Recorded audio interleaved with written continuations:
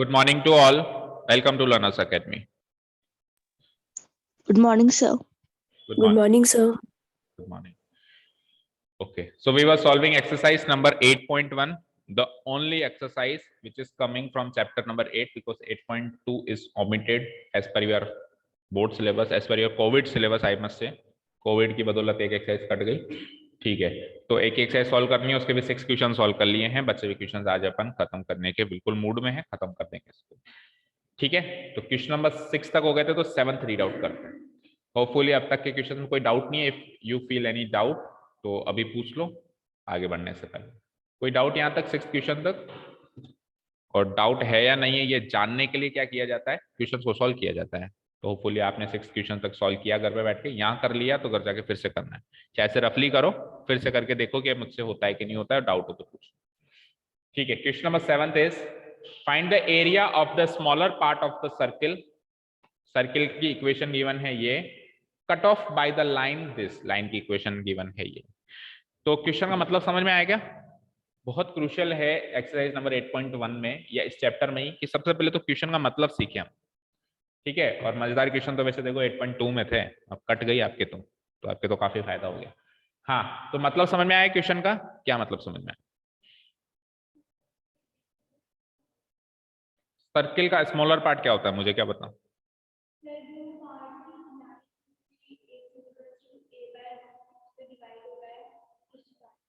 ये क्या कह रहा है कि सर्किल जो है एक लाइन से कट रहा है, cut off bye the line. Circle एक पार्ट से कट रहा है। अब आप खुद कॉमन सेंस से सोचो, एक सर्किल है, एक सर्किल है, उसको किससे काट दिया? एक लाइन, येलो लाइन से काट दिया। तो दो पार्ट्स बने क्या? इन दो पार्ट्स को एक्चुअली सेगमेंट बोलते हैं, ये पहला सेगमेंट, ये दूसरा सेगमेंट, ठीक है ना। 10th में दो सेगमेंट्स बने या दो पार्ट्स बने, उसमें से जो छोटा पार्ट बनेगा उसका एरिया आपको फाइंड आउट करना है। This is the question, this is the question. और अभी अपन ने इसको कार्टेशियन प्लेन में नहीं प्लॉट किया, अब अपन कार्टेशियन प्लेन में प्लॉट करके देख लेंगे भी छोटा पार्ट का एरिया कहां से कहां वेरी करेगा, क्या लिमिट्स होगी, ठीक है। क्वेश्चन समझ में आया सभी को? चलो तो लेट्स डू इट। बना दो वही कल की तरह x axis y axis. Circle ऐसा बनाओ कि उसका जो सेंटर हो वो हमारे कार्टेशियन प्लेन का ओरिजिन हो, क्योंकि उससे क्वेश्चन हमको आसान फील होता है।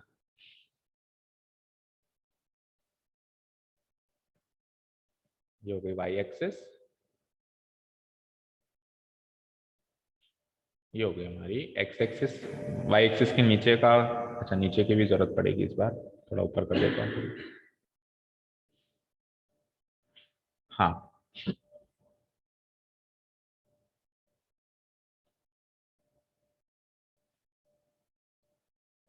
ये हो गई x axis y axis. Now draw a circle, और सर्किल ऐसा बनाओ जिसका सेंटर जो है वो क्या हो, आपका ओरिजिन।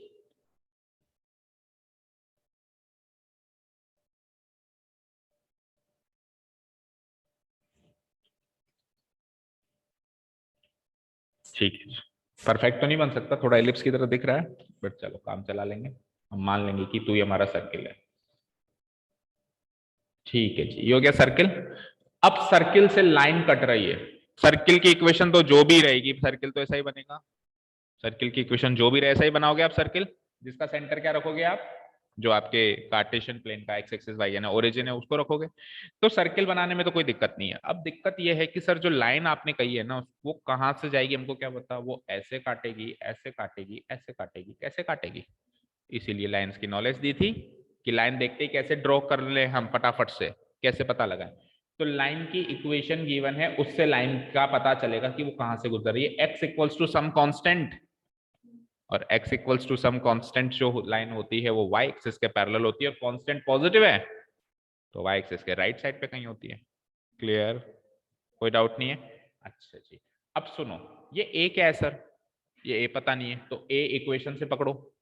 इक्वेशन में x square equals to y square is equals to a square है, मतलब जो गिवन इक्वेशन ऑफ सर्किल है, ध्यान से देखो, जो गिवन इक्वेशन ऑफ सर्किल मैं लिखता हूँ उसको स्टैंडर्ड फॉर्म से कंपेयर करता हूँ, तो वहां से बहुत कुछ मिला मुझे। गिवन इक्वेशन ऑफ सर्किल क्या है, वो है x square plus Y square equal to a square.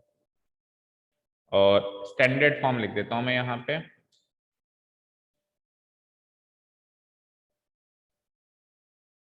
वो क्या होती है सर्किल की स्टैंडर्ड फॉर्म इक्वेशन की, X square plus Y square is equals to R square. तो when I compared both of this equations I found की radius तो A है, यस और नो? रेडियस ए है तो सर्किल के अंदर मैं कुछ मार्क कर सकता हूं क्या? ये वाला पॉइंट ए कॉमा जीरो, ये वाला पॉइंट माइनस ए कॉमा जीरो, वो वाला पॉइंट जीरो कॉमा ए, और ये वाला पॉइंट जीरो कॉमा माइनस है, क्योंकि सर्किल एक ऐसी चीज है जो चारों दिशाओं में बराबर होती है सेंटर से। ठीक है, ये मार्क कर लिया मैंने।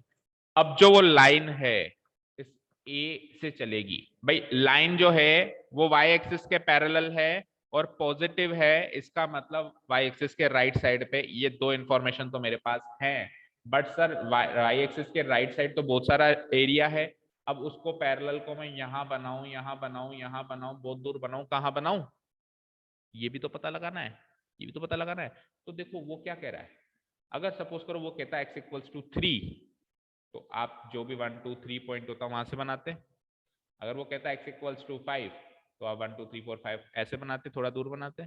उसने क्या कहा, a बाई रूट 2 बोला, क्या बोला? सुनो ध्यान से, अगर उसने कहा a डिवाइडेड बाय रूट 2, तो आप मन में सोचो कि रूट 2 की अप्रोक्सीमेट वैल्यू क्या होती है?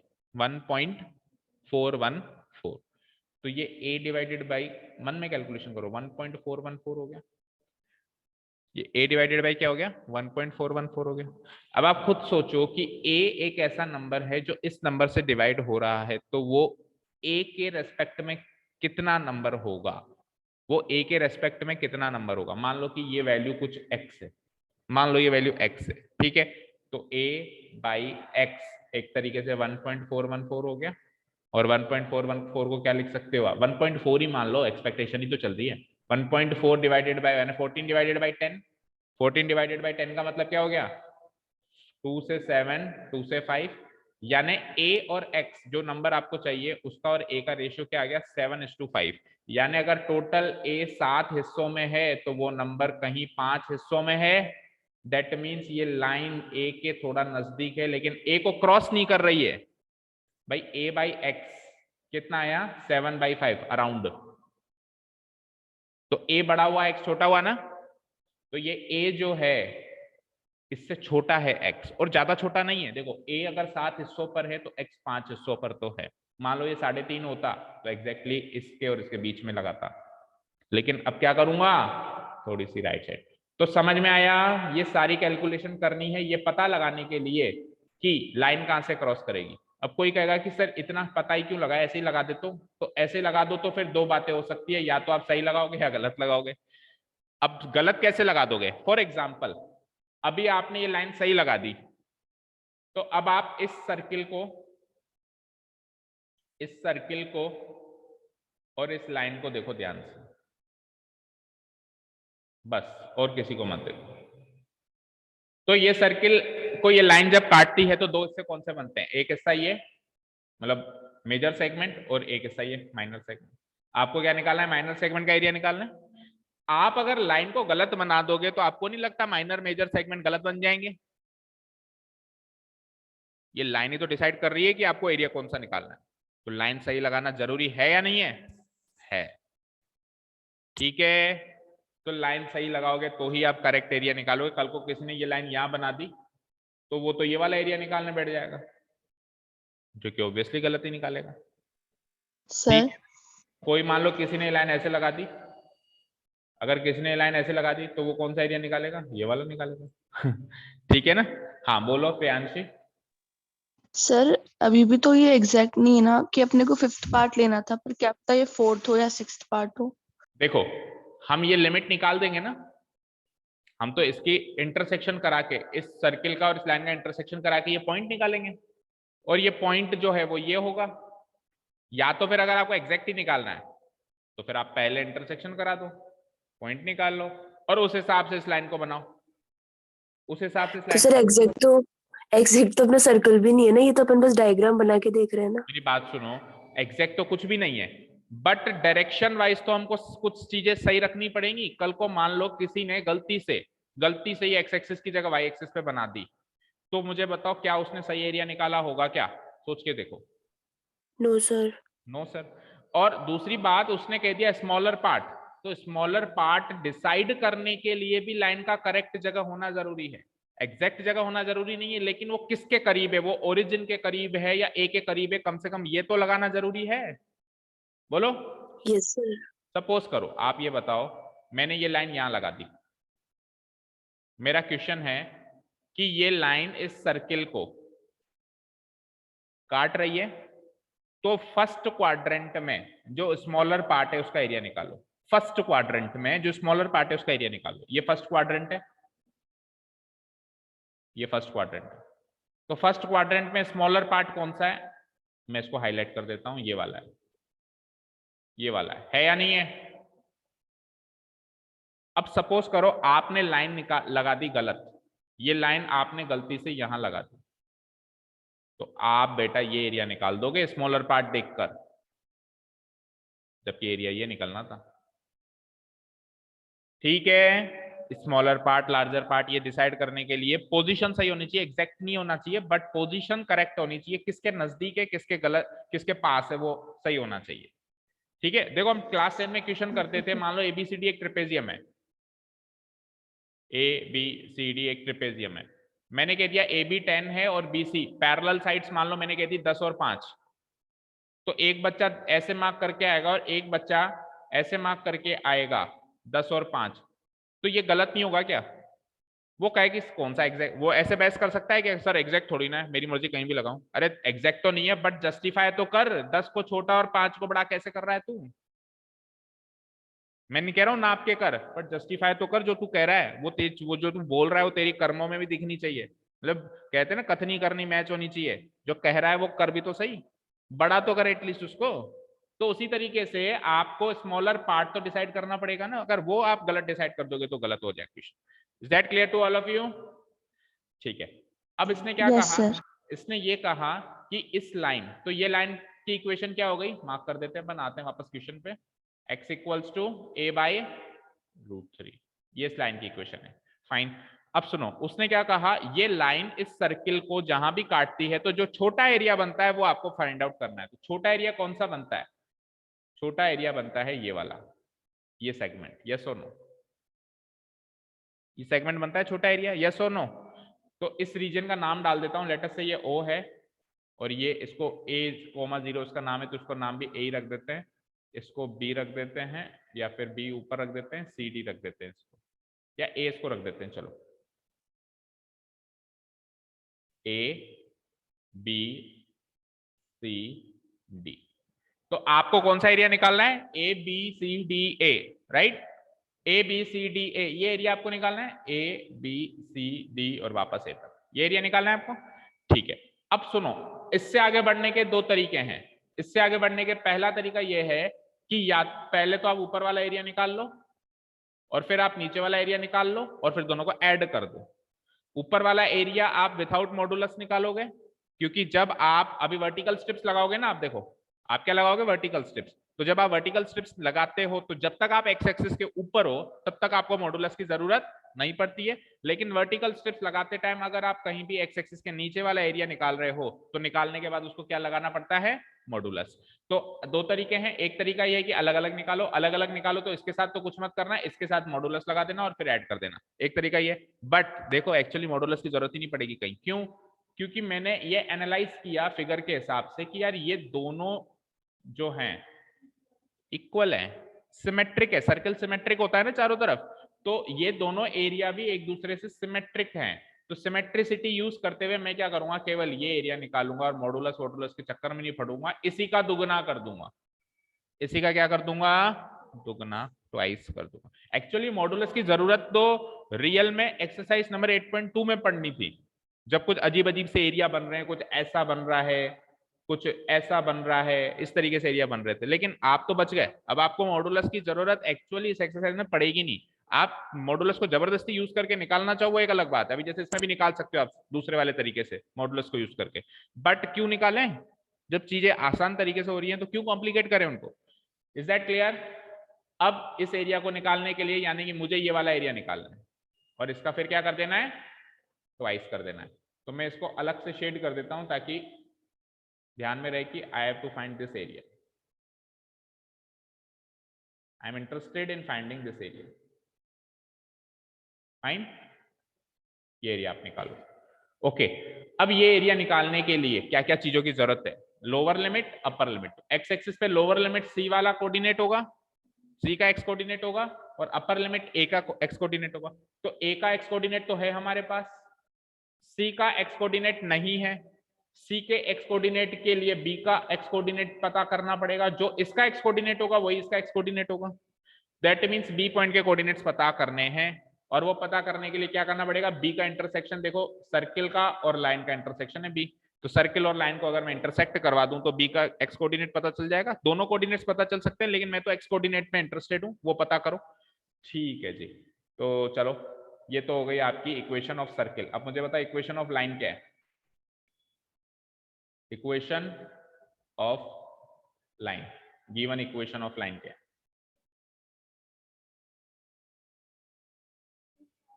हाँ, अरे हाँ, x equals to a root 3 तो है, गिवन है, गिवन है, गिवन है। सर ए रूट 2 है, रूट 2 अच्छा, है। रूट 2 है।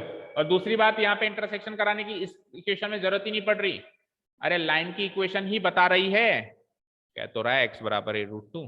दैट मीन्स इस लाइन पे कोई भी पॉइंट ले लो, उसमें x बराबर a रूट 2 है, x कोऑर्डिनेट क्या है, a root.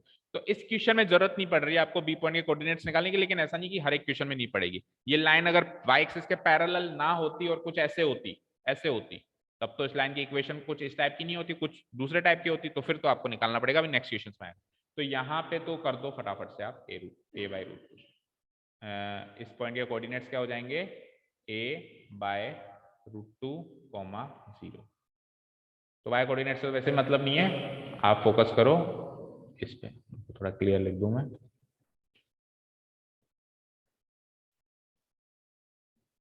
a by root 2 comma 0।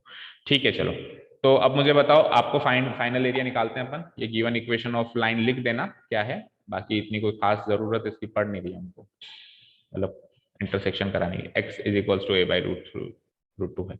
चलो तो now area of the bounded region, या एरिया रिक्वायर्ड एरिया कैसे भी लिख सकते हो, एरिया ऑफ बाउंडेड रीजन जो होगा, पहले तो पता लगाओ बाउंडेड रीजन क्या है, वो है that is area A B C D ए।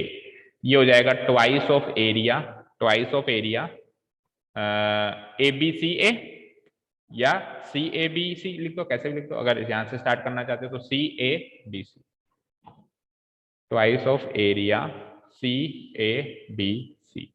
अब 2 तो एज इट इज लगा दो उसके आगे, और इसको इंटीग्रेशन से सॉल्व कर दो, तो twice of integration, lower limit क्या आ रही है, लोअर लिमिट आ रही है a root 2, a divided by root 2 sorry, और अपर लिमिट a आ रही है, और क्या लिखूंगा, खड़ी स्ट्रिप्स बना रहा हूं तो y dx। ठीक है, अच्छा एक चीज तो निकाली नहीं, अब यहाँ पे y की वैल्यू, तो आप देखो छत में कौन आ रहा है, सर्किल आ रहा है, तो सर्किल की इक्वेशन से आपको y की वैल्यू फाइंड आउट करनी है। ठीक है, तो सर्किल की इक्वेशन क्या है, इस सर्किल की इक्वेशन क्या है, x square plus Y square equal to what, a square, और उसमें से आपको y की वैल्यू निकालनी है, तो निकाल दो, y square is equal to a square minus का एक्स स्क्वायर। आप क्या करोगे, यहां से जैसे ही स्क्वायर हटाओगे तो वहां जाके वो क्या हो जाएगा, रूट हो जाएगा। तो y की वैल्यू क्या आ गई, A square minus x square into D X. Next step में क्या लिखेंगे अपन, 2 a divided by root 2 a क्या आया, X square, A square minus x square. करीब करीब इस एक्सरसाइज में सारे फॉर्मूले साइन इनवर्स एक्स वाले ही हैं, ये तो स्टैंडर्ड फॉर्मूला ही है a square minus x square तो स्टैंडर्ड फॉर्मूला ही है। क्या होता है इसका answer, x by 2 root of a square, मतलब जब फॉर्मूला याद किया था तभी भी तो यही दो चीजें थी, ए और एक्स, उसमें जब फॉर्मूला याद किया था अपन ने, तो एक तरीके से फॉर्मूला ही पूछ रहा है हमसे, A square by 2 sine inverse X upon A, और लिमिट जगह नहीं बची वहां पे, लिमिट लगा दो a बाई रूट 2 से ए तक। चलो चलते हैं आगे, यहाँ थोड़ा सा यहाँ शिफ्ट कर देता हूँ सारी चीजों को। 2 इक्वल टू, चलो लिमिट लगा दो भाई। एक काम करूंगा, देखो मैं लिमिट लगाने से पहले मैं ये 2 उड़ा दूं सबका ही भाई। 2 को पहले अंदर मल्टीप्लाई करा देता हूँ ताकि 2 का कॉन्सेप्ट खत्म हो और चीज भी थोड़ी आसान हो जाए। तो मल्टीप्लाई करा दिया मैंने 2 से, तो क्या बचा, x बचा ओनली अंदर, ए स्क्वायर माइनस एक्स स्क्वायर, और वहां पे भी क्या बचा, ए स्क्वायर बचा साइन इनवर्स x बाई ए, और लिमिट हो गई मेरी a/√2 से लेकर a तक, राइट। चलो a पुटअप करना है पहले अपर लिमिट। तो अपर लिमिट जब आप पुटअप करोगे देखो, तो ये a स्क्वायर माइनस ए स्क्वायर, ये तो 0 हो जाएगा, 0 प्लस, और उधर पुटअप करोगे तो a स्क्वायर, और a पुटअप कर रहे हो तो sine inverse x by A, x की जगह a पुटअप कर रहे हो a बाई ए कितना हो जाएगा 1, ठीक है। ये तो हो गई upper limit, minus lower limit put up करो। तो लोअर लिमिट आप a पुटअप करोगे और a/√2 पुटअप करोगे, तो देखो x की जगह तो आ गया a/√2, और रूट ऑफ a स्क्वायर माइनस x की जगह पुटअप करोगे a/√2, और x का स्क्वायर है तो a/√2 का स्क्वायर क्या होगा, a²/2 होगा, और प्लस आगे चलो वापस यहाँ पे भी a²/2 पुटअप करोगे तो a square sine inverse x की जगह a/√2 बाई ए, तो ये ए कट जाएगा, तो ये 1/√2 बच जाएगा केवल, साइन इनवर्स 1/√2, ठीक है। सॉल्व करते हैं अब आगे। तो ये तो हो जाएगा ए स्क्वायर साइन इनवर्स 1 क्या होता है π/2 माइनस, अब बाहर माइनस साइन है, सॉल्व करो तो ये हो जाएगा a/√2, but what is a square minus a²/2, a²/2, LCM लोगे 2, तो 2a² माइनस a², वापस a²/2 आएगा, और a²/2 का रूट करोगे तो a तो रूट के बाहर आ जाएगा, 2 अंदर रह जाएगा, तो a/√2 हो जाएगा वो, इंटू a/, समझ आया ना, नहीं आया प्रगति, ये जो चीज है ये सॉल्व होकर ये बन जाएगी, क्योंकि टोटल का रूट होगा तो a² से तो ये कट जाएगा, लेकिन ये 2 अंदर रह जाएगा। ओके आगे चलते हैं, प्लस की जगह माइनस आएगा क्योंकि बाहर माइनस साइन है, a² इंटू साइन इनवर्स 1/√2 कितना होता है π/4, ठीक है। इसको सॉल्व करते हैं तो ये हो जाएगा a स्क्वायर इंटू π/2, ऐसे लिख दो एक बार के लिए। ये देखो minus a into a square, और √2 इंटू √2 2, और वो क्या हो जाएगा a स्क्वायर इंटू π/4। सब में से मैं π/2 कॉमन ले लेता हूँ, क्या ले लेता हूँ कॉमन, π/2, अंदर क्या बचता है, यहाँ तो बचता है a स्क्वायर, ठीक है, वहां क्या बचेगा, π/2 कॉमन लिया ना मैंने, नहीं π/2 नहीं 1/2 कॉमन, a²/2 सॉरी, a²/2, हाँ बोलो। सर a² π/4 के आगे प्लस नहीं आएगा क्या, a² π/4 कहाँ लिखा हुआ है, यहाँ पे कह रहे हो क्या, बेटा ये माइनस साइन था ना बाहर ब्रैकेट के, तो ये माइनस प्लस माइनस हो गया ना, यस सर, ठीक है। हाँ तो मैं a²/2 π/2 नहीं, a²/2 लो कॉमन, a² सब में है, तो a² सब में है तो a²/2 कॉमन लिया, तो पहली टर्म तो बच गई पाई, माइनस a²/2 में से a²/2 ये बच गई 1, माइनस a²/2 कॉमन लिया, π/2 बचा अंदर, π/2 बचा, सही है। ओके तो इसको सॉल्व कर देता हूं, a²/2, what is pi minus π/2, π/2, pi minus π/2, π/2, एक पाई में से आधा पाई खत्म तो आधा पाई बचा ना, तो π/2 -1 स्क्वायर यूनिट्स, मैच करना आंसर,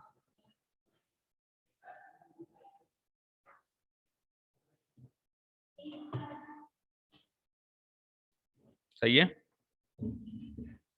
अच्छा निकालने के बाद हमेशा ये मेक श्योर कर देना कि आपका एरिया पॉजिटिव आ रहा है क्या, चेक करो पॉजिटिव है क्या,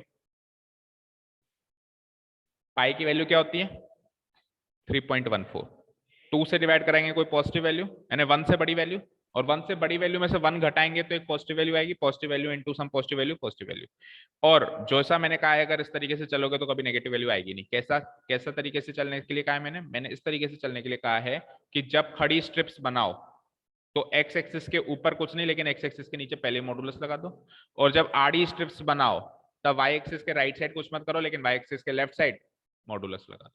ये काम अगर अपन शुरू से ही करते हुए चलेंगे तो एरिया नेगेटिव वैसे भी नहीं आएगा। पहले से अपन ने उसका क्या, prevention is better than cure, है ना, पहले से बचाव कर लिया कि गलती से ना आ जाए। ठीक है, क्लियर है सबको?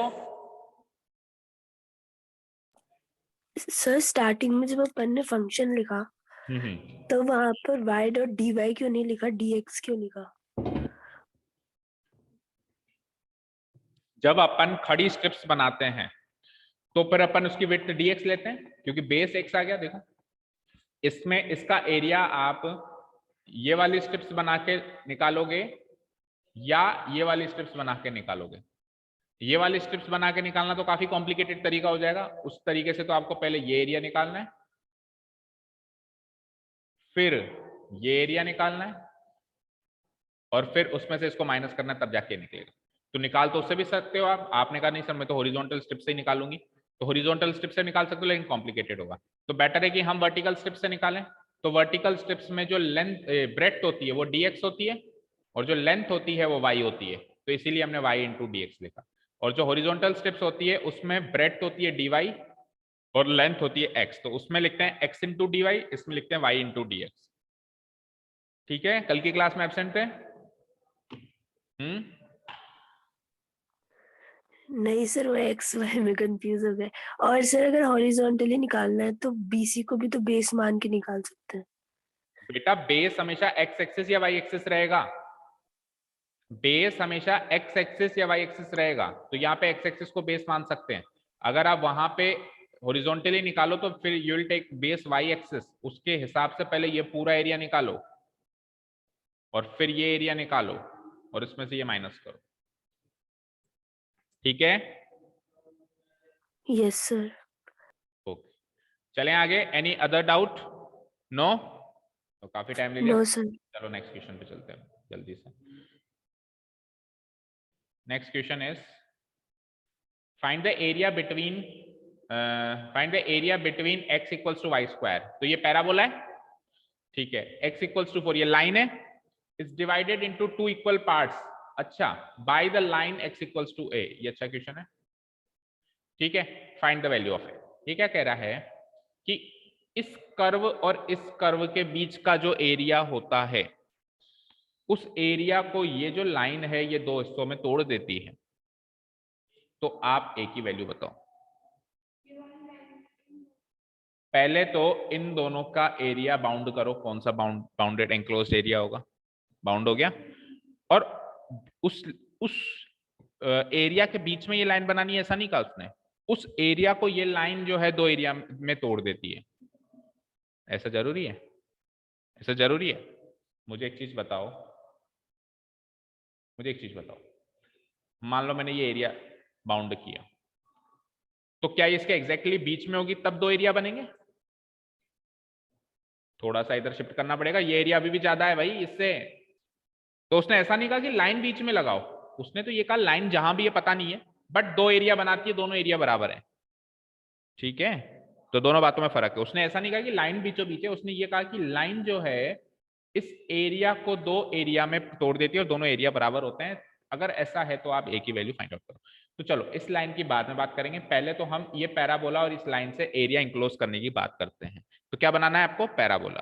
और पैराबोला किस तरह का पैराबोला है? ये एक्स पॉजिटिव आ रहा है। एक्स पॉजिटिव कब आता है? जब एक्स एक्सिस के ऊपर फर्स्ट एंड सेकंड क्वाड्रेंट में, it means it is upward facing parabola. It means upward facing parabola. ठीक है ना, समझ आया ना? कल बताया था ये कि x equals to y square है, दैट मींस y की, नहीं सॉरी गलत कह रहा हूं मैं, x पॉजिटिव तो y एक्सिस के ऊपर थोड़ा रहेगा, x पॉजिटिव y एक्सिस के राइट साइड में रहेगा। y की पॉजिटिव और नेगेटिव वैल्यू के लिए x पॉजिटिव, और x पॉजिटिव फर्स्ट और फोर्थ क्वाड्रेंट में रहता है, फर्स्ट और सेकंड में नहीं रहता। फर्स्ट और सेकंड में तो y पॉजिटिव रहता है, तो फर्स्ट और सेकंड क्वाड्रेंट को शामिल करना है, तो it will B rightward facing parabola. Rightward facing parabola बना दो एक, और फिर एक लाइन बनानी है x बराबर 4, वो भी देखते हैं।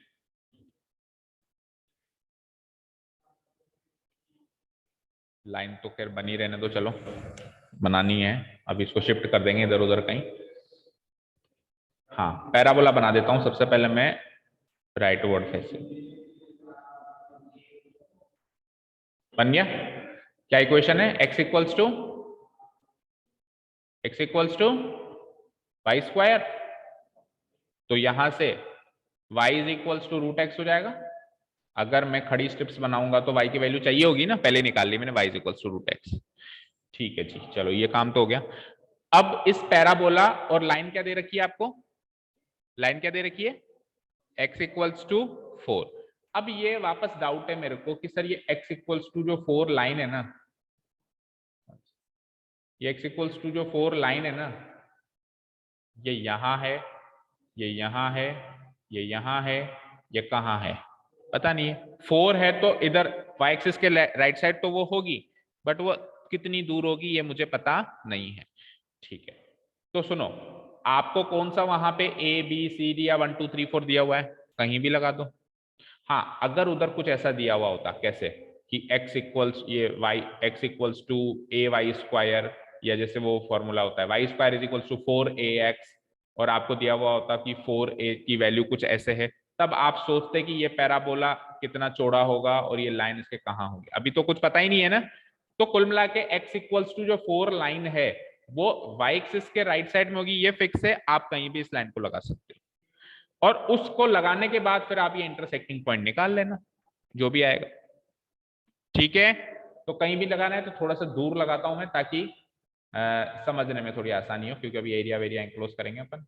लेटस से कि यहां लगा देता हूं। ठीक है, अब सुनो, ये मैंने यहां लगा दी। इस लाइन की इक्वेशन क्या है? ये तो थी इस कर्व की इक्वेशन। इस लाइन की इक्वेशन है x इक्वल्स टू, या नीचे लिख दो, ऊपर स्पेस नहीं है, x इक्वल्स टू 4। तो अगर इस लाइन की इक्वेशन x इक्वल्स टू 4 है, तो इस पॉइंट के कोऑर्डिनेट्स जो होंगे वो 4,0 हो जाएंगे, और ये तो 0,0 है ही। यस और नो? अगर इस लाइन की इक्वेशन x इक्वल्स टू 4 है, तो ये जो x एक्सिस पे जहां भी टकरा रही है इसके कोऑर्डिनेट्स क्या हो जाएंगे? 4,0। अब इस पैराबोला और इस लाइन के बीच में जो भी एरिया है वो दो हिस्सों में डिवाइड हो रहा है।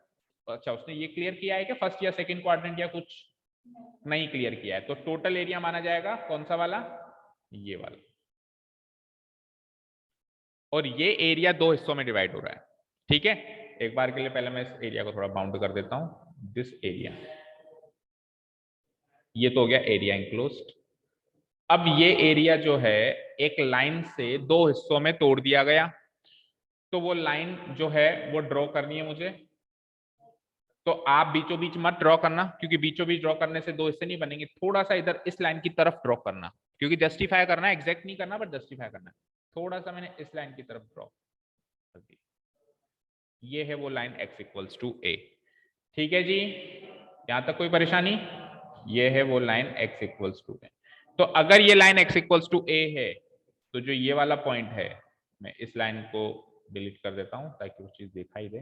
जो ये वाला पॉइंट है वो पॉइंट क्या हो जाएगा? a,0। अगर वो लाइन x इक्वल्स टू 4 थी तो वो पॉइंट था 4,0। अगर ये line x equals to a है तो ये पॉइंट a,0 होगा, होगा नहीं होगा? अब कौन से दो एरिया बराबर हैं? अब ये दो एरिया बराबर हैं। अगर मैं हाईलाइट कर दूं तो एक ये एरिया, ये पूरा एरिया नीचे वाला, नीचे ऊपर दोनों मिला के, क्योंकि उसने क्वाड्रेंट क्लियर नहीं किया ना, ये एरिया और इधर वाला एरिया।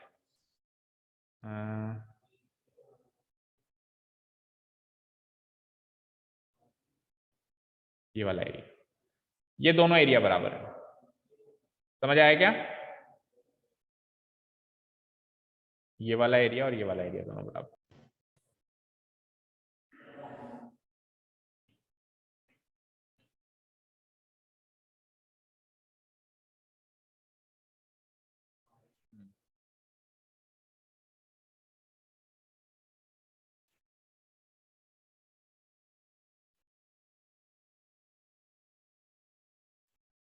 ठीक है, इधर वाला एरिया और इधर वाला एरिया लेटस से बराबर है।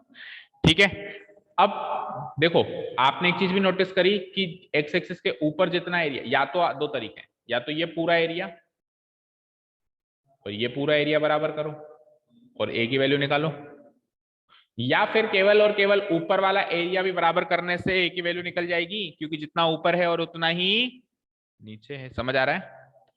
तो ऐसे भी कर सकते हैं कि ऊपर वाला एरिया ऊपर एक्स एक्सिस के, क्योंकि अगर हम नीचे आ गए तो फिर अपने को मॉडुलस में फंसना पड़ेगा, क्योंकि हम खड़ी स्टेप्स लगाते हैं तो एक्स एक्सिस के नीचे मॉडुलस लगाना पड़ता है।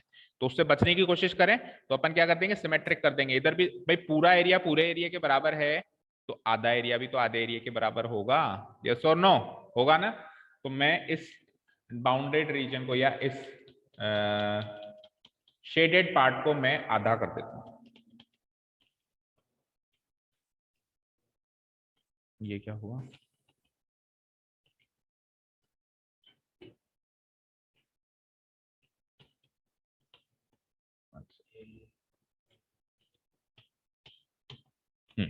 तो मैं शेडेड पार्ट को क्या कर देता हूं, आधा आधा कर देता हूं। तो मैं अब कौन से एरिया के लिए इंटरेस्टेड हूं?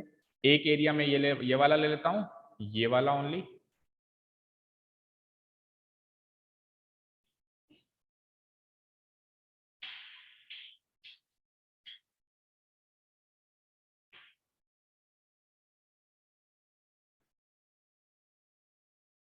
ठीक है, और एक एरिया में इधर वाला ले लेता हूं। इधर वाला एरिया जो होगा इसको शेड अलग कर देते हैं, ये वाला एरिया।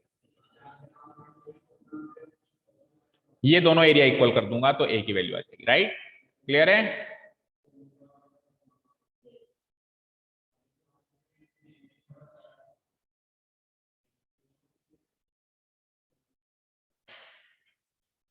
ठीक है, चलो जब मैं ये वाला एरिया निकालूंगा, when I will find this area, तो उसमें लोअर लिमिट हो जाएगी 0 और अपर लिमिट हो जाएगी a। और जब मैं ये वाला एरिया निकालूंगा तो उसमें लोअर लिमिट हो जाएगी a और अपर लिमिट हो जाएगी 4। ध्यान से देखो, दोनों एरिया में छत का काम पैराबोला कर रहा है। इसमें भी छत का काम पैराबोला कर रहा है, इसमें भी छत का काम पैराबोला कर रहा है। तो हम सीधे सीधे खड़ी स्ट्रिप्स दोनों में मान लेंगे, इसमें भी और इसमें भी, और y इंटू डी एक्स से इसका एरिया फाइंड आउट कर लेंगे। क्लियर? शुरू करें। एक ही है ना, ये कर्व, जो कर्व यहाँ है वही कर्व वहां है, अलग थोड़ा ना हुआ। कर्व वही है और वही कर्व दोनों की छत में। भाई ऐसा नहीं है कि ये कर्व इधर तो छत में और उधर दीवारों में, दोनों में वो सीलिंग में। तो अगर वो दोनों में सीलिंग में तो दोनों में सेम तरीके से निकल जाएगा। क्या क्यों निकालेंगे? मुझे एक चीज बताओ, पूरा एरिया पूरे एरिया के बराबर है तो आधा आधे के बराबर होगा ना। आपको तो एरिया इक्वेट करना है, एरिया निकालना थोड़ी ना है। इसका एरिया उसका एरिया इक्वेट करना है दोनों तरफ। तो इक्वेट करना है तो आप पूरे से पूरा इक्वेट करो, उससे बढ़िया आधे से आधा इक्वेट करो। क्योंकि अगर आप पूरे से पूरा इक्वेट करने जाओगे तो आपको मॉडुलस में फंसना पड़ेगा, क्योंकि एक्स एक्सिस के नीचे आ गए आप। समझ रहे हो? क्लियर है? अगर मैं 2x बराबर 2y इक्वेट कर रहा हूं तो एक्चुअली मैं x बराबर y तो इक्वेट कर रहा हूं, आधा आधा इक्वेट कर लो ना। ठीक है, क्लियर है सभी को? इस एरिया को बाउंड कर दो आप। तो जैसे ये तो O हो ही जाएगा, ये ले लो A, इस पॉइंट को ले लेता हूं मैं A, जगह नहीं बची कहीं। ये स्ट्रिप्स हटा देता हूं मैं एक बार, कंफ्यूज कर रही है। इस पॉइंट को ले लो A और इस पॉइंट को ले लो B, इसको ले लो C, इसको ले लो D। तो OABO ये वाला एरिया, OABO ये वाला एरिया, और ABCDA ये वाला एरिया, दोनों को इक्वेट करेंगे हम ना। चलो, as per the question, area OABO will be equal to area ABCDA। निकालते हैं। यहां पे 0 से लेकर अपर लिमिट क्या थी, A, 0 से लेकर A और YDX, क्योंकि खड़ी पट्टी लगा रहा हूं मैं, और यहां पर भी A से लेकर 4 और होगा तो वही YDX। फंक्शन सेम रहेगा दोनों जगह, बस लिमिट्स चेंज है। दोनों को इक्वेट करते हैं। तो y की वैल्यू क्या थी, आप पैराबोला की इक्वेशन को इंटीग्रेट करने वाले हैं, तो y की वैल्यू क्या है, √x। So it will be 0 से लेकर A √x into D x equals to A से लेकर 4 again √x into D x. √x का इंटीग्रेशन सब जानते हैं क्या होता है? √x का इंटीग्रेशन क्या होता है बोलो? 2/3 x की पावर 3/2। कल किया था कई बार हमने। 2/3 x की पावर 3/2, और 2/3 तो बाहर रहेगा, लिमिट इस पे ही लगेगी, केवल लिमिट लग जाएगी आपकी 0 to a। और यहां पर भी सेम 2/3 तो बाहर ही रहेगा और लिमिट किस पे लग जाएगी, वही x की पावर 3/2 पर, और लिमिट क्या लगेगी a से लेकर वो 0 to 4, तो यहाँ 0 to a और a से 4, 0 to a और a से 4 ऐसे लगेगी। ठीक है, चलो 2/3 से 2/3 कैंसिल आउट, इसका कोई रोल नहीं है। अब आप लिमिट पुटअप करो, तो 4 पुटअप करोगे पहले आप, तो ये क्या हो जाएगा 4 की पावर 3/2 माइनस 0 की पावर 3/2, राइट। और इधर क्या पुटअप करोगे अपर लिमिट में, अरे 4 नहीं a, यहाँ पे तो अपर लिमिट a है ना, a की पावर 3/2 माइनस 0 की पावर 3/2, और वहां पे अपर लिमिट 4 है, तो वहां लिखोगे आप 4 की पावर 3/2 माइनस a की पावर 3/2। ठीक है, तो पुटअप करता हूं मैं, तो a की पावर 3/2 को तो a की पावर 3/2 लिख सकते हैं, माइनस 0 0 ही हो गया। अच्छा 4 की पावर 3/2 क्या होता है 8 होता है, 4 का क्यूब इन 64, और ठीक है 8 माइनस वो a की पावर 3/2, और a की पावर 3/2 इधर आके प्लस हो जाएगी, a की पावर 3/2 ऑलरेडी यहाँ पर है, और वहां से माइनस वाली इधर आके भी प्लस हो जाएगी, a की पावर 3/2 प्लस a की पावर 3/2 इज इक्वल्स टू 8, तो a की पावर 3/2 प्लस a की पावर 3/2 ट्वाइस ऑफ a की पावर 3/2 इक्वल टू 8, ये 2 से 1 टाइम कट गया, 2 से 4 टाइम कट गया, तो a की वैल्यू क्या आ जाएगी, पावर रेसिप्रोकल हो जाती है, a की पावर 3/2 है तो 4 की पावर 2/3 हो जाएगी, या तो इसी फॉर्म में आंसर लिख लो, नहीं तो 4 की पावर 2/3 निकालने जाएंगे तो 4 का स्क्वायर यानी 16 का क्यूब रूट निकालेंगे, तो 2 क्यूब रूट ऑफ 3 ऐसे लिख सकते हैं, 2 इंटू क्यूब रूट ऑफ 3। भाई 4 का स्क्वायर करोगे, 4 का क्या करोगे स्क्वायर, 16 हो गया, और डिवाइडेड बाय 3 है, दैट मीन 16 का क्यूब रूट निकालोगे। 16 को कैसे लिखते हो 2 इंटू 2 इंटू 2 इंटू 2, तो क्यूब रूट में 3 के ग्रुप लोगे, तो 3 का एक ग्रुप तो बन गया, ये 2 तो बाहर आ जाएगा, अरे 3 लिखो 3, हाँ पर अगर इस फॉर्म में भी लिखो तो आप 3 नहीं लिखोगे 2 लिखोगे, cube root of 2 into cube root of 2, ठीक है, नहीं तो ऊपर वाली फॉर्म में लिख दो 4 की पावर 2/3, तो भी करेक्ट आंसर है। क्लियर है सभी को, इंपॉर्टेंट मार्क कर देना, इस तरह के क्वेश्चंस आ सकते हैं एग्जाम। ठीक है, चलें आगे नेक्स्ट क्वेश्चन पे। हाँ सर इस क्वेश्चन में अपन ने वो जो शेडेड पार्ट थे बस उनका एरिया इक्वेट किया है ना। हाँ, जो शेडेड अलग अलग कलर में दिख रहे हैं, एक येलो कलर में और एक ब्लू कलर में, इन दोनों का एरिया इक्वेट किया। वैसे तो करना तो पूरा था, बट पूरे के करने की बजाय, क्योंकि ये नीचे सिमेट्रिक है, ये पैराबोला ऊपर जितना है उतना ही नीचे सिमेट्रिक है, तो इसलिए पूरे से पूरा इक्वल करने की बजाय मैंने आधे से आधा इक्वल कर दिया। बात तो एक ही है ना, तो इसीलिए ऊपर वाला एरिया ये येलो शेडेड जो है और जो ब्लू शेडेड है इनको इक्वेट किया गया। क्लियर है सभी को? Yes sir. चलते हैं नेक्स्ट क्वेश्चन की तरफ। क्वेश्चन नंबर कौन सा है, find the area of, 8th हो गया ना, find the area of the region bounded by the parabola y square y is equals to x square, और ये क्या है y is equals to modulus है। इसको भाई वेरी वेरी इंपॉर्टेंट मार्क करो, 6 नंबर का क्वेश्चन आया हुआ है ये, 6 नंबर का, इसको कहते हैं 6 मार्कर आया हुआ है ये, ठीक है ना। I don't know the board whether RBSC CBSE, but yes मैंने पेपर के आंखों के सामने देखा है मैंने, ठीक है, तो वेरी वेरी इंपॉर्टेंट मार्कर। चलो करते हैं, तो वो एक तो वही पैराबोला है, लेकिन पैराबोला अब की बार देखो y पॉजिटिव चाहिए, दैट मींस अपवर्ड फेसिंग होगा, और उसके अलावा y is equals to modulus x कैसे बनाते हैं अभी देखते हैं अपन, बनाना आता है वैसे तो आपको, y is equals to modulus x ऐसे बनता है, ठीक है। इन दोनों के बीच का एरिया चाहिए, इन दोनों के बीच में कौन सा एरिया फंस रहा है वो एरिया मुझे चाहिए, तो पहले तो वो एक ही काम होता है, अच्छा सा एक डायग्राम तैयार होता है, इन दोनों को मैं करता हूं डिलीट, और अपवर्ड फेसिंग पैराबोला बना दीजिए जल्दी से,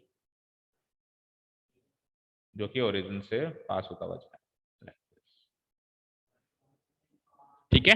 क्या होगा y square y is equals to x square, ठीक है। और जनरली अपन जो है y dx ही करते हैं, जनरली अपन क्या करते हैं y dx ही करते हैं, तो y की वैल्यू चाहिए होती है, y की वैल्यू सीधे सीधे पता है x स्क्वायर।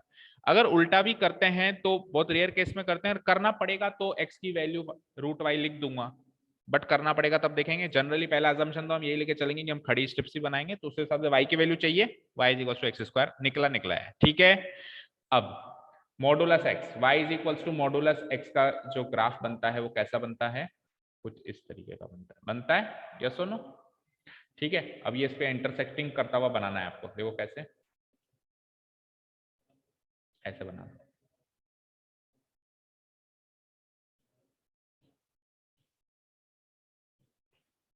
और सिमेट्रिक बनाना है, जितना इधर उतना ही, जैसे इधर दिखाई दे वैसे इधर दिखाई दे। ये हो गया आपका y is equals to x, y is equals to modulus x का ग्राफ। यहां तक कोई डाउट? ये इधर लिख देता हूं ताकि कंफ्यूजन ना हो। ये तो है y is equals to x square का ग्राफ, और इस लाइन को थोड़ा आगे बढ़ा देते हैं, ये वाली। अब सुनो ध्यान से, y is equals to modulus x जो होता है, थोड़ा सा सिमेट्रिक नहीं दिख रहा है,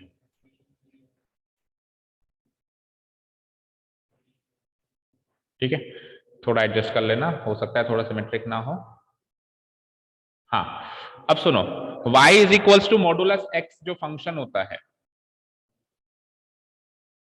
गिवन इक्वेशन ऑफ फंक्शन क्या है, y is equals to modulus x.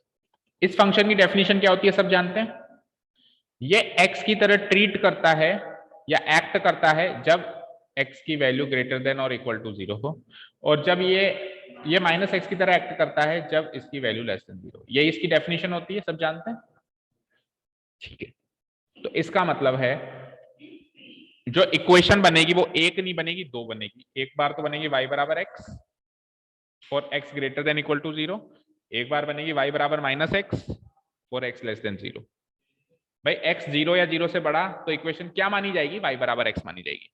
x less than 0 है तो क्या इक्वेशन मानी जाएगी, y बराबर माइनस एक्स मानी जाएगी। तो ग्राफ में भी हम ऐसे ही यही दो इक्वेशन प्लॉट करते हैं। तो x जो है 0 या 0 से बड़ा, दैट मीन्स इस साइड, तो इस साइड इस फंक्शन की इक्वेशन क्या मानी जाएगी, y बराबर x। और x जब इससे छोटा हो गया तो इस साइड इस लाइन की इक्वेशन क्या मानी जाएगी, y बराबर, समझ में आया सबको अच्छे से? तो मैंने इसकी डेफिनेशन को दोस्तों में तोड़ दिया, इस लाइन की इक्वेशन लिख दी मैंने y बराबर x, और इस लाइन की इक्वेशन लिख दी मैंने y बराबर माइनस एक्स। कोई डाउट नहीं है यहाँ तक किसी को भी? बोल दो।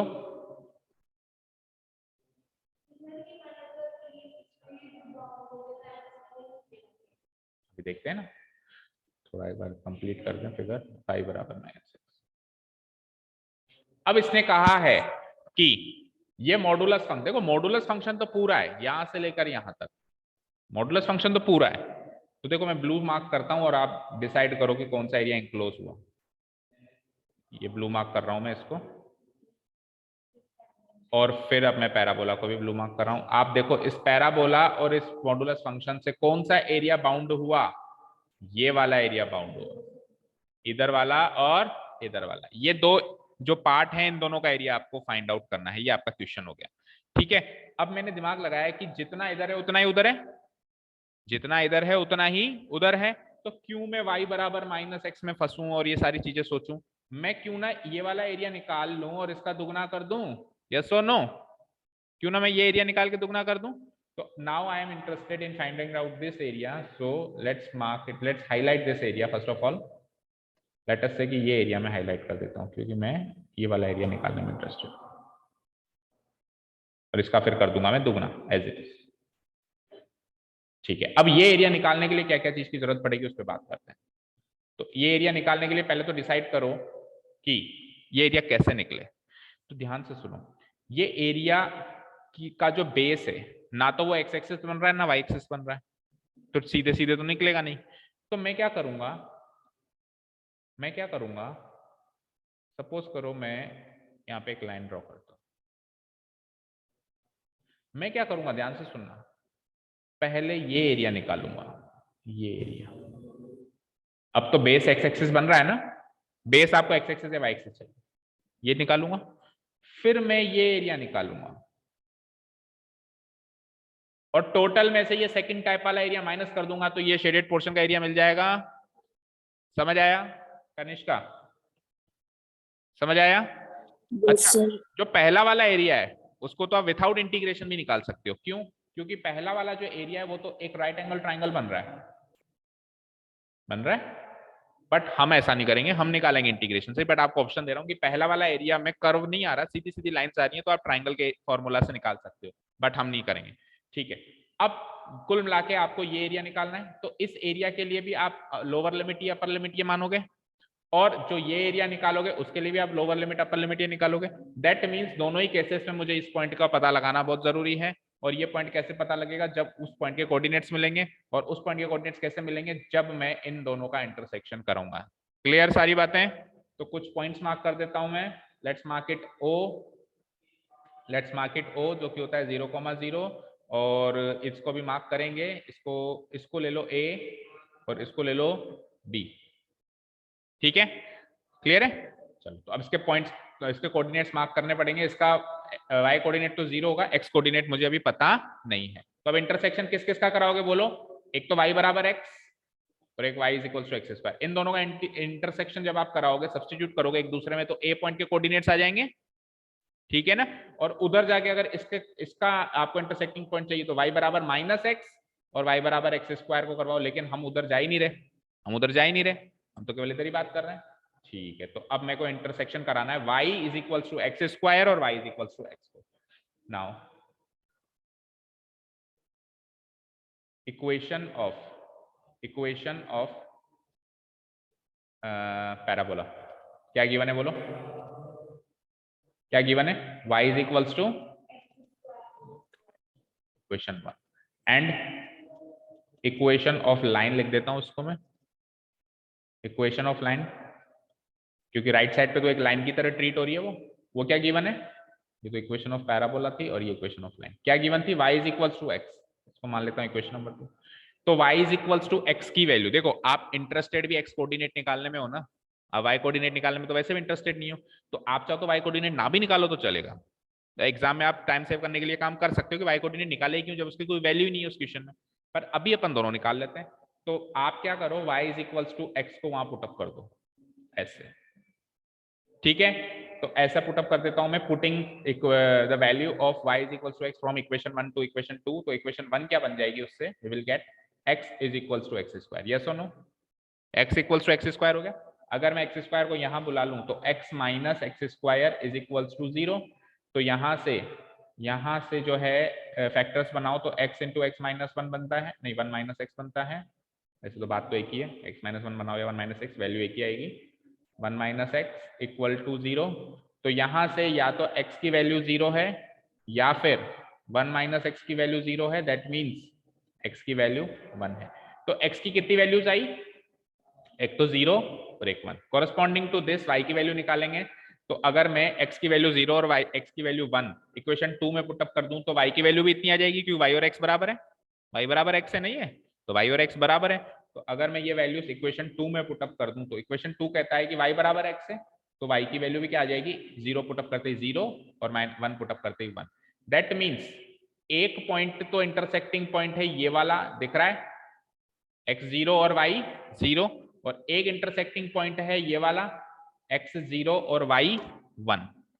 भाई दो इंटरसेक्टिंग पॉइंट्स आ रहे हैं, आप कहोगे सर दो कहाँ आ रहे हैं, एक ही आ रहे हैं। देखो फिगर में दो हैं, देखो ध्यान से, दो इंटरसेक्टिंग पॉइंट्स हैं, एक तो 0,0 और एक 1,1 होगा। 0,0 तो दिख ही रहा है, आपको दिखा? देखो भाई देखो, ये पैराबोला और ये लाइन, ये तो है पैराबोला। देखो पैराबोला पूरा यहां से लेके यहां तक है, और ये लाइन देखो, ये लाइन।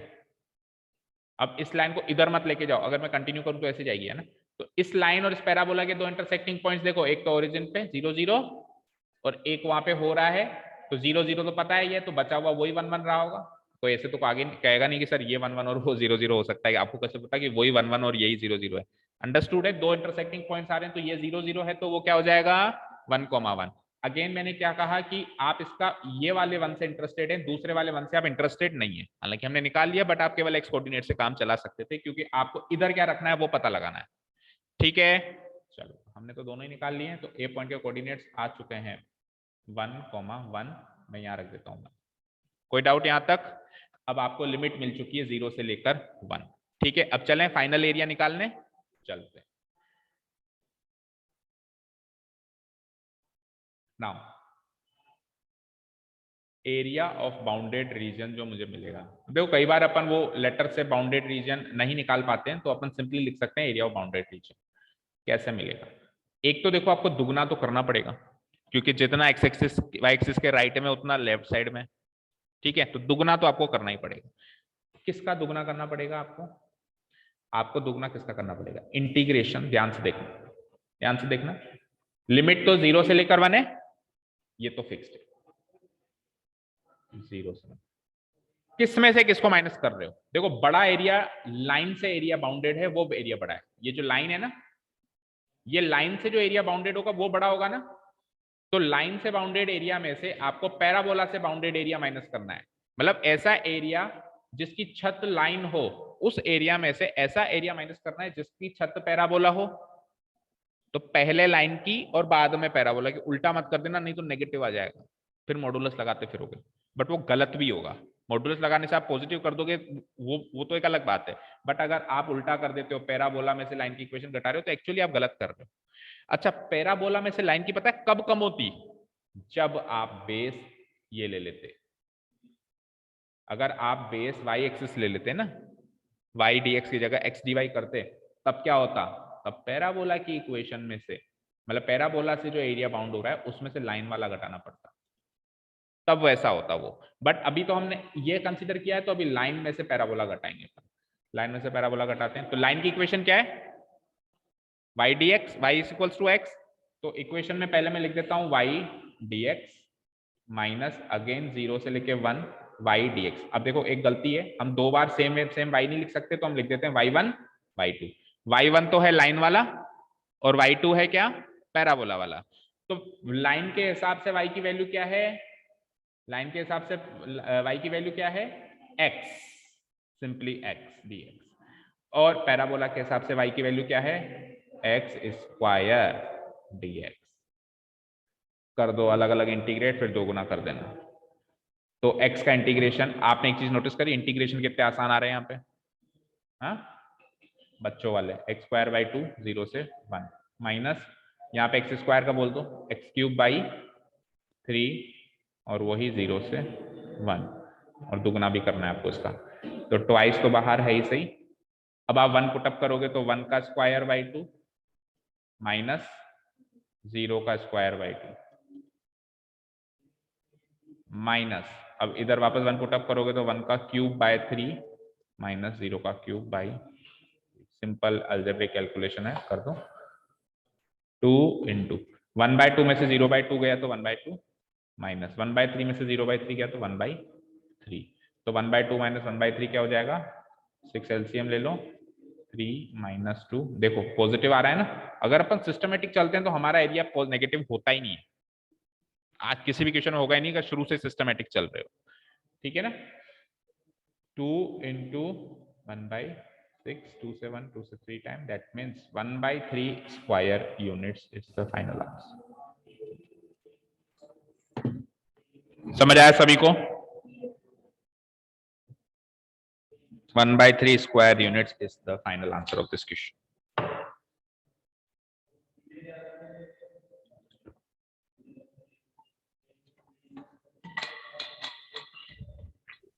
सर एक बार ऊपर स्क्रॉल कर दो।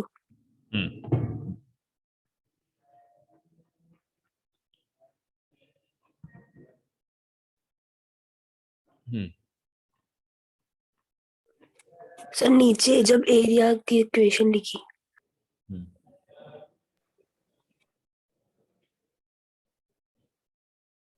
यस सर, हो गया। ठीक है, चलते हैं नेक्स्ट क्वेश्चन पे।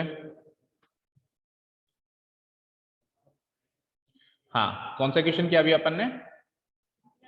9th 10th देखो, find the area bounded by the curve. Curve parabola है, दिख रहा है कैसा पैराबोला है? y पॉजिटिव लेना है, यानी सेम टू सेम अभी वाला, अपवर्ड फेसिंग, ठीक है। और लाइन क्या है? अब लाइन थोड़ी सी ऐसी दी है जो ना तो पैरेलल टू एक्स एक्सिस है। अब इसकी लाइन को स्लोप इंटरसेप्ट फॉर्म में कन्वर्ट करके अपने को सोचनी पड़ेगी लाइन कैसे कहाँ गुजर रही है। ये थोड़ा डिफरेंट क्वेश्चन है। चलो बना दो अपवर्ड पैराबोला और एक लाइन बनानी है। सर्किल में किया था बिल्कुल वैसे, अपन ने एक एग्जांपल किया था ना। तो देखो पैराबोला बनाओ पहले, तो लाइन अभी बाद में बनाते हैं, कैसी होगी पता नहीं है ना, बट डायरेक्शन वाइज थोड़ा सही कर दिया करो। एग्जैक्ट लाइन कहाँ से गुजर रही है वो, और आना मतलब कौन से पॉइंट से गुजर रही है वो, और डायरेक्शन वाइज कितनी इधर है कितनी उधर है, उससे ज्यादा कोई फर्क नहीं पड़ेगा। ठीक है, तो अपवर्ड फेसिंग पैराबोला अगेन जैसा पहला बनाया हमने,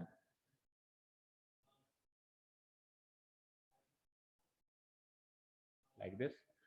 और अब लाइन की बात करते हैं अपन। तो देखो लाइन क्या है, इक्वेशन ऑफ लाइन नीचे लिखता हूं मैं, equation of line is given as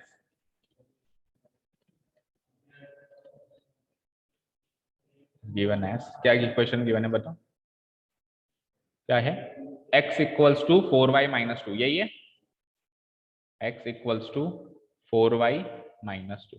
तो अगर पैरेलल वाली लाइन नहीं है किसी x एक्सिस y, तो फिर अपन उसको y is equals to mx plus c में कन्वर्ट करेंगे स्लोप और वो निकालने के लिए। नहीं तो एक तरीका ये, और दूसरा तरीका ये है, आप 10th क्लास वाले तरीके से भी कर सकते हो।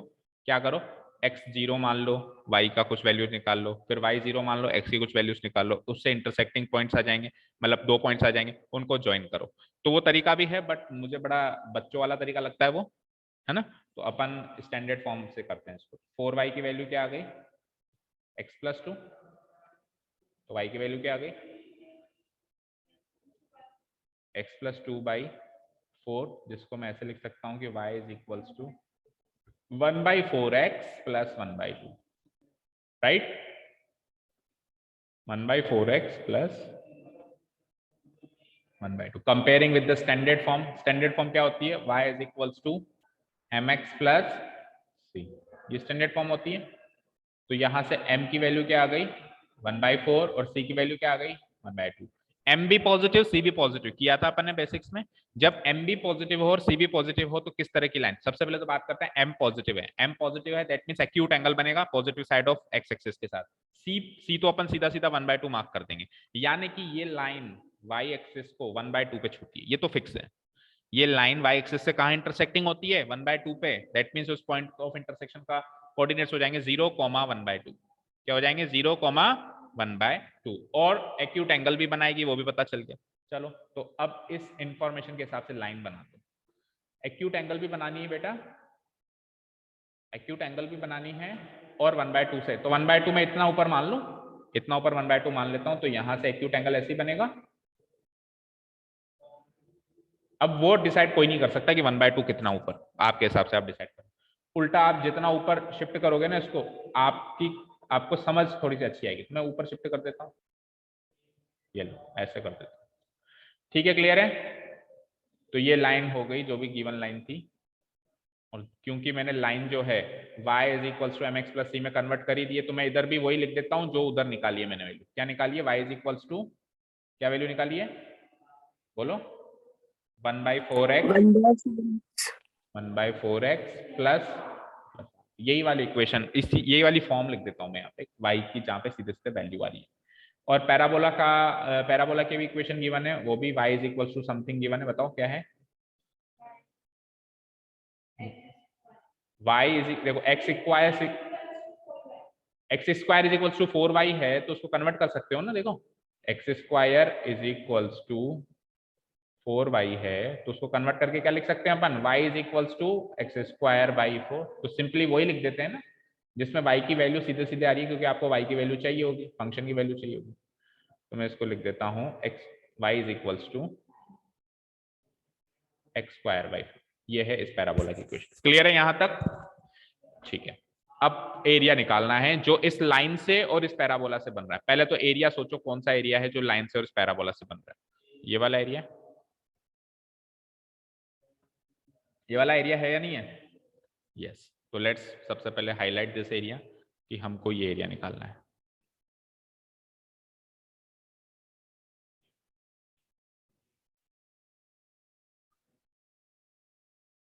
हाईलाइट होने के बाद फिर हम सोचेंगे कि ये एरिया किस टेक्निक से निकाला जाए।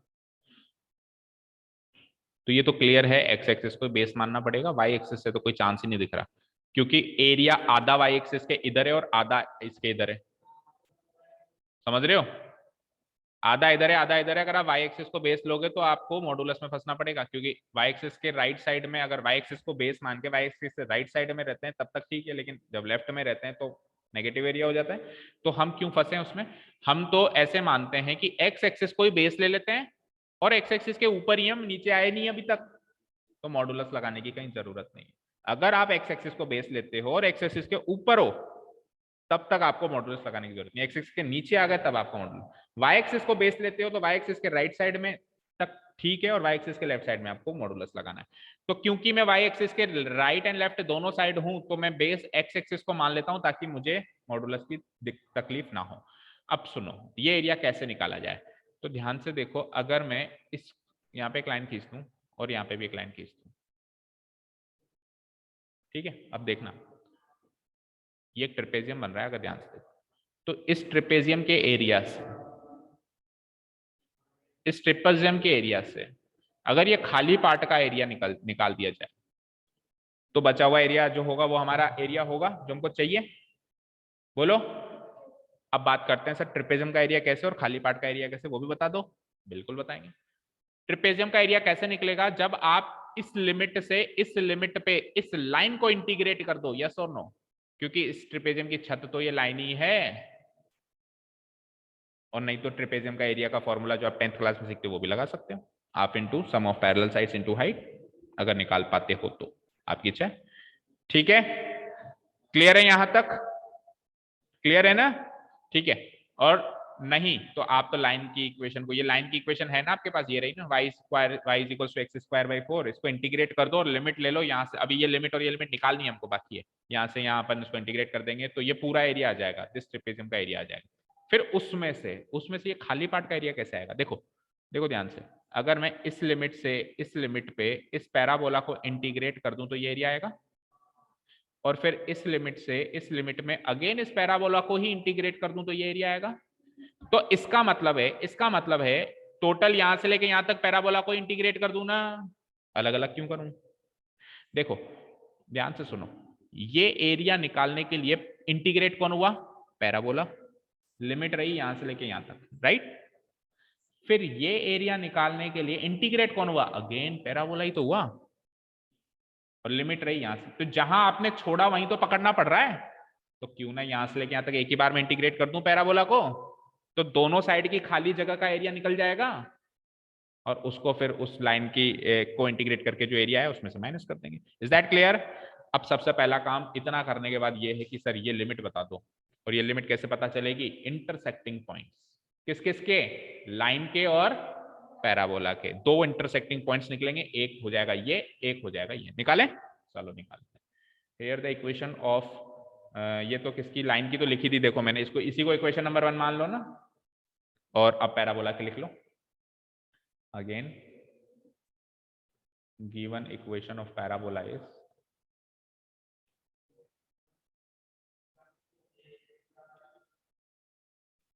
बोलो इक्वेशन ऑफ पैराबोला क्या है? अरे उसमें होता y की फॉर्म में, y is equals to x square by, कहां से आ गया भाई साहब आप? इक्वेशन 2, ये कहां से आया? कोई जगह ही नहीं आ, तो जो ऐसे घूम के आए उस रूम में से ऐसे घूम के, उधर सामने जगह होगी तो ऐसे घूम के आए हैं। हाँ ठीक है, चलो। तो इक्वेशन 1 एंड 2 में y की वैल्यू है हमारे पास, तो मैं क्या करूं?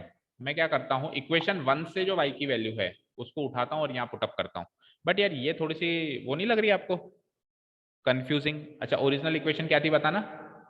ओरिजिनल इक्वेशन नहीं, अच्छा ये थी x equals to 4y minus 2, और यहाँ पे क्या है हमारे पास? x equals to 4y minus, तो होल स्क्वायर तो आपको एक जगह करना ही पड़ेगा, ठीक है, कर दो। देखो मैं क्या करता हूं, putting x is equals to 4y minus 2 from equation 1। Equation 1 से x की वैल्यू 4y माइनस 2 है ना, टू इक्वेशन 2।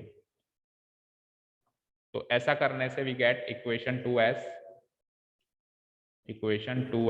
x की वैल्यू पुटअप करो 4y माइनस 2 पर। देखो कायदे से गलत कर रहे हैं अपन, क्योंकि हमको x पहले निकालना चाहिए टू सेव अवर टाइम, क्योंकि हम y कोऑर्डिनेट में तो वैसे भी इंटरेस्टेड नहीं रहते भाई। हमको टाइम कम मिले तो हमको पहले x कोऑर्डिनेट का पता होना चाहिए, क्योंकि काम तो वही आना है। बट अब कर लिया है तो कर दो, यहाँ से y कोऑर्डिनेट पहले पता चलेगा आपको। y is equals to x की वैल्यू क्या है? 4y माइनस 2 का होल स्क्वायर डिवाइडेड बाई 4, ठीक है। तो ये हो जाएगा 4y इक्वल टू, इसका होल स्क्वायर कर दो, 16y स्क्वायर माइनस 4, 2 4 जा 8 2 जा 16y प्लस 4, ठीक है। तो 4y को भी वहां भेज दें तो ये पूरी इक्वेशन ऐसे बन जाती है 16y square minus 16y minus 4y minus का 20y प्लस 4 इक्वल्स टू 0। 4 को कॉमन निकाल दें हम तो y की दो वैल्यूज रेडी हैं, 4y स्क्वायर माइनस 5y, 4 को कॉमन ले लिया मैंने, इक्वल्स टू 0। तो करो इसको स्प्लिटिंग द मिडिल टर्म से, 4y square minus 4y minus y plus 1, right, equal to 0। तो ये हो जाता है 4y को कॉमन ले लें तो y माइनस 1, यहाँ पे माइनस 1 को कॉमन ले लें तो again y minus 1 equal to 0। तो ये हो जाता है y माइनस 1 अगेन कॉमन ले लूँ इंटू 4y माइनस 1 बचता है इक्वल्स टू 0। तो यहाँ से y माइनस 1 की वैल्यू 0 या फिर 4y माइनस 1 की वैल्यू 0 और फिर यहाँ से y की वैल्यू 1 और या फिर y की वैल्यू वहां से क्या आएगी 1/4। तो ये दोनों वैल्यूज y की आ गई, इनको हम इक्वेशन 1 में पुटअप कर देते हैं इसी में ही, x is equals to 4y minus 2 है ना, इसी में पुटअप कर देते हैं ताकि x की भी आ जाए। तो putting the values of y in equation 1 we get 2 points, तो दो ही है ना, वो तो सिर्फ हमको ही दिख रहा है कि दो इंटरसेक्टिंग पॉइंट्स हैं। तो वी गेट इक्वेशन 1 क्या है, x is equals to 4y minus 2, यही है ना 4y माइनस 2। तो y की एक वैल्यू तो ले लो 1, तो 4 इंटू 1 माइनस 2, और एक वैल्यू ले लो 1/4, तो 4 इंटू 1/4 माइनस 2। तो 4 1 या 4 माइनस 2 2, और 4 से 4 कट गया, 1 माइनस 2 कितना होता है -1। तो पॉइंट्स क्या आ गए, इंटरसेक्टिंग पॉइंट्स क्या आ गए, intersecting points are, so intersecting points are, जब y आपने क्या लिया 1 लिया तो x क्या आया 2, तो 2,1, एंड जब y आपने क्या लिया 1/4 लिया तो x क्या आया -1, तो -1,1/4। अब आप ग्राफ में सोचो 2,1 और -1,1/4 कैसे प्लेस करोगे। तो x कोऑर्डिनेट नेगेटिव आप लेफ्ट साइड में प्लेस करोगे, ये वाला पॉइंट आप लेफ्ट साइड में प्लेस करोगे, और दोनों x y पॉजिटिव आ रहे हैं ये फर्स्ट क्वाड्रेंट में प्लेस करोगे, ये सेकंड क्वाड्रेंट में प्लेस करोगे, और ये फर्स्ट क्वाड्रेंट में प्लेस करेंगे हम। नहीं गिरेगा नहीं, वैसे वो गिरेगा नहीं। एक काम करो, ये गेट खोल दो, निकल जाएगा, ये गेट खोल के रख दो, उसको जगह मिलेगी तो निकल जाएगा। फिजिक्स वाले सर ने तो नहीं भेजा इसको, फिजिक्स वाले सर ने तो नहीं भेजा इसको, भाई क्लास का टाइम हो गया, बच्चों को बुला के लाओ, ऊपर चढ़ो पहले। चलो देखो, हाँ इंटरसेक्टिंग पॉइंट्स आर दिस, तो मैं मार्क करता हूं 2,1 को तो फर्स्ट क्वाड्रेंट में, तो फर्स्ट क्वाड्रेंट में इंटरसेक्टिंग पॉइंट ये दिख रहा है आपको, देखो ये वाला पॉइंट दिख रहा है, ए, या ए इसको ले लो चाहो तो, ए इसको ले लो और बी इसको ले लो, दो इंटरसेक्टिंग पॉइंट्स हैं। तो फर्स्ट क्वाड्रेंट में तो बी वाला पॉइंट माना जाएगा, क्या आया 2,1, ठीक है 2,1, और सेकंड क्वाड्रेंट में क्या आया था माइनस का, ऐसे कुछ आया था बताओ, दो इंटरसेक्टिंग पॉइंट्स कौन कौन से आए हैं, 2,1 और -1,1/4, -1,1/4, ठीक है। तो कॉरेस्पॉन्डिंग टू दिस ये वाला पॉइंट क्या हो जाएगा, ए बी सी, सी पॉइंट क्या हो जाएगा बताओ, सी पॉइंट हो जाएगा एक्स कोऑर्डिनेट अगर 2 है तो 2,0, तो एक्चुअली तो मुझे 2 से मतलब था, और इधर ये डी पॉइंट के कोऑर्डिनेट्स क्या हो जाएंगे बोलो, -1,0। तो मुझे तो एक्स कोऑर्डिनेट से ही मतलब था, इस -1 से और 2 से मतलब था, इन बाकियों वाई कोऑर्डिनेट से मतलब ही नहीं था। तभी मैं कह रहा था पहले एक्स कोऑर्डिनेट निकालो ताकि अगर टाइम कम हो तो वाई कोऑर्डिनेट निकालने की जरूरत ही ना पड़े, ठीक है। चलो तो अब एरिया निकालते हैं, एरिया कैसे निकलेगा बताओ, इसको मैं ओ लिख देता हूँ, है ना।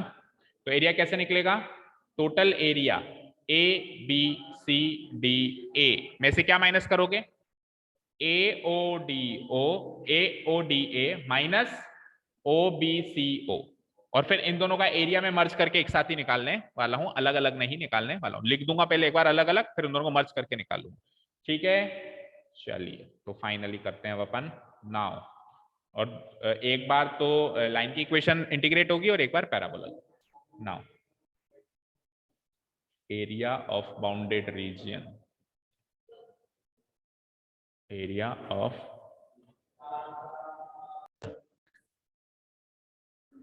कोई भी नहीं जा रहा। ओके एरिया ऑफ, हाँ बताओ बताओ क्या,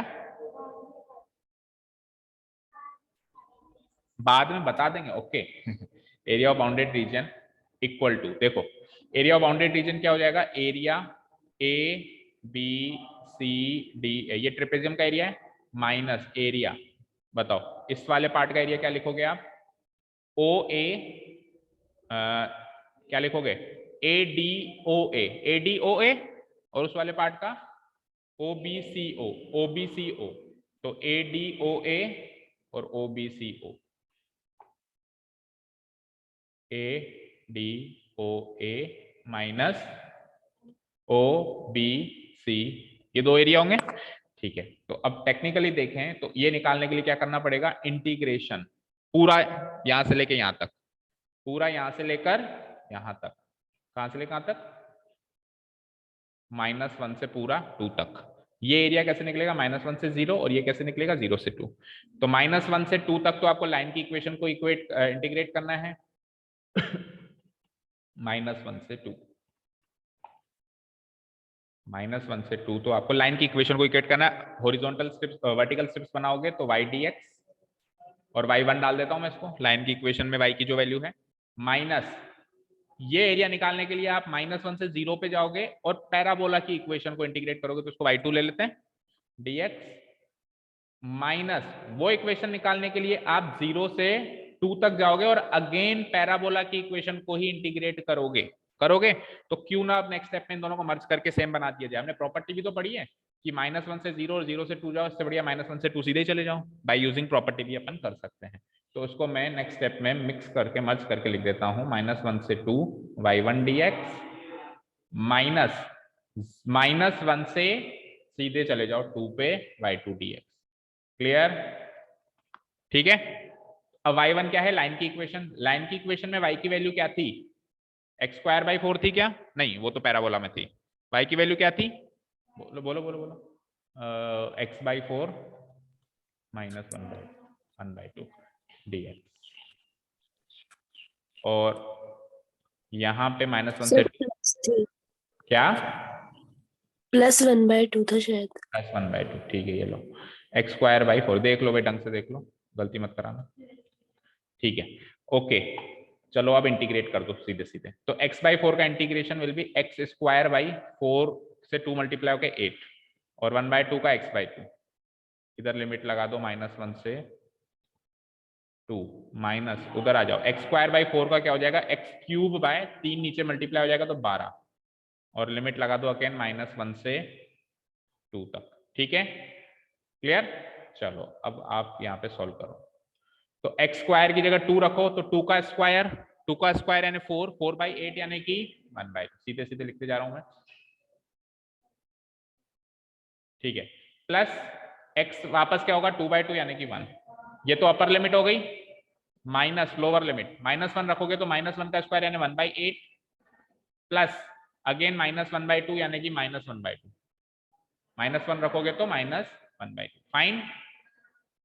अब चलते हैं इसमें से कौन सा एरिया माइनस करना है, x³/12 वाला, तो x³ की जगह क्या रखोगे, 2 का क्यूब यानी 8, 8/12 क्या होता है, 2/3, कट गया ना, माइनस, अब x की जगह क्या रखोगे आप, -1, तो -1 का क्यूब यानी -1/12, और एक माइनस ऑलरेडी है तो इट विल बी,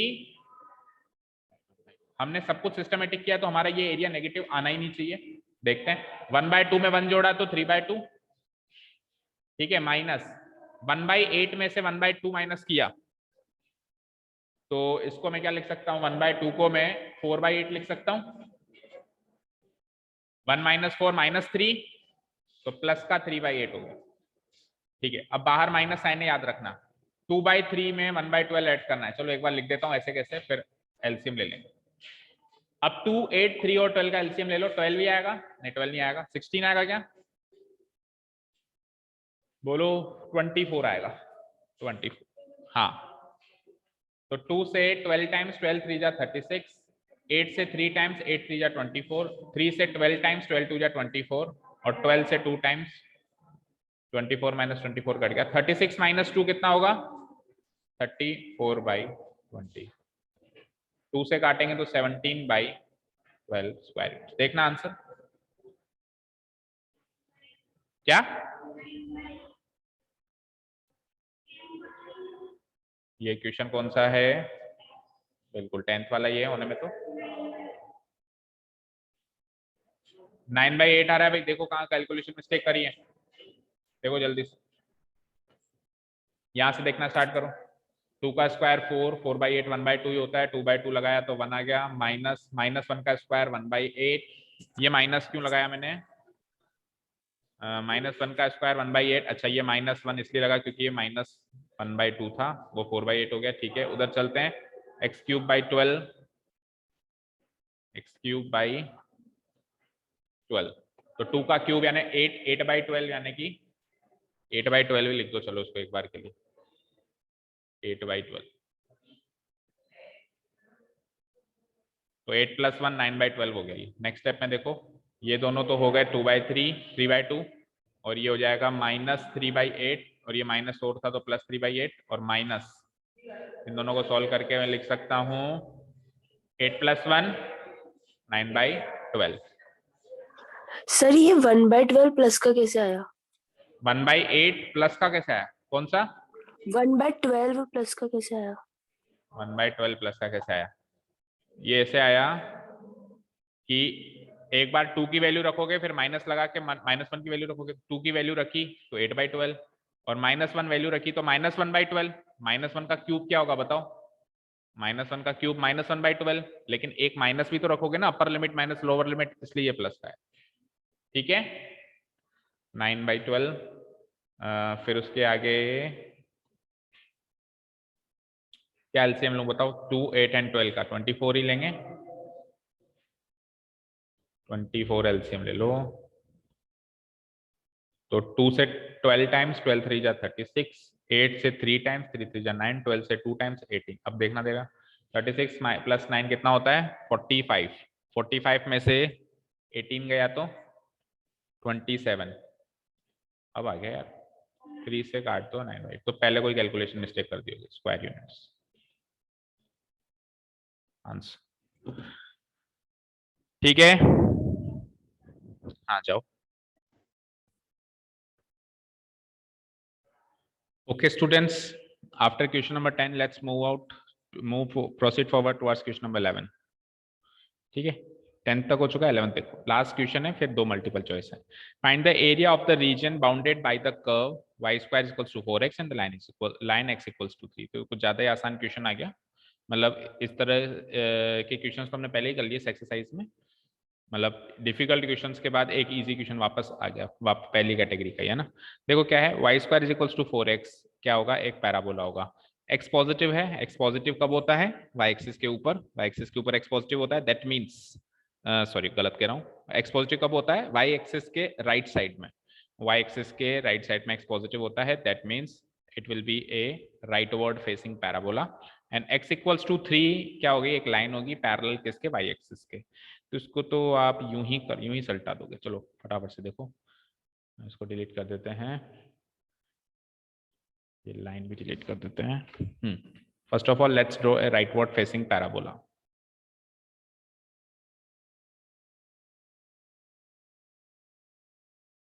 ये बन गया मेरा y² = 4x, right? y² = 4x इसकी इक्वेशन है इस पैराबोला की। और यहाँ से y की वैल्यू चाहिए होगी, क्योंकि मैं मोस्ट प्रोबेबली वैसी लाइंस बनाऊंगा, वैसी स्ट्रिप्स बनाऊंगा वर्टिकल।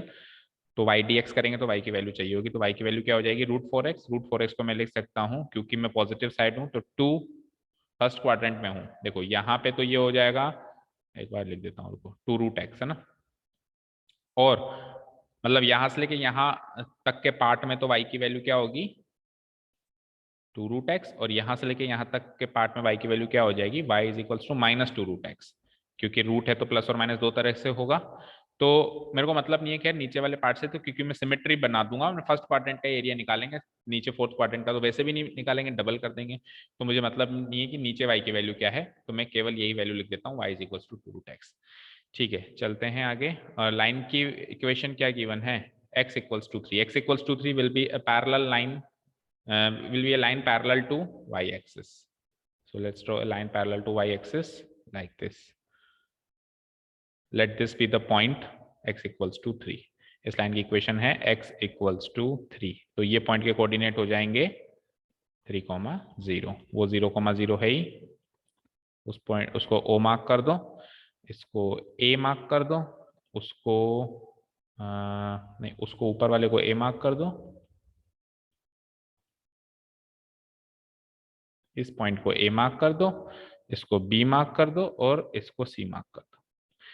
ठीक है, तो आपसे पूछा गया पैराबोला और लाइन के बीच का एरिया, तो प्रैक्टिकली पैराबोला और लाइन के बीच का एरिया तो ये पूरा है, ये पूरा एरिया हमको निकालना है, बट बिकॉज एलिप्स क्या है, पैराबोला सिमेट्रिक है फर्स्ट एंड फोर्थ क्वाड्रेंट में, तो मैं ओनली यही वाला एरिया निकालूंगा और इसका डबल कर दूंगा, मैं ओनली यही वाला एरिया निकालूंगा, इसका डबल। तो practically I am interested in finding this area, mark कर दूं मैं इसको, इस एरिया को मुझे फाइंड आउट करना है और फिर उसका डबल कर दूंगा।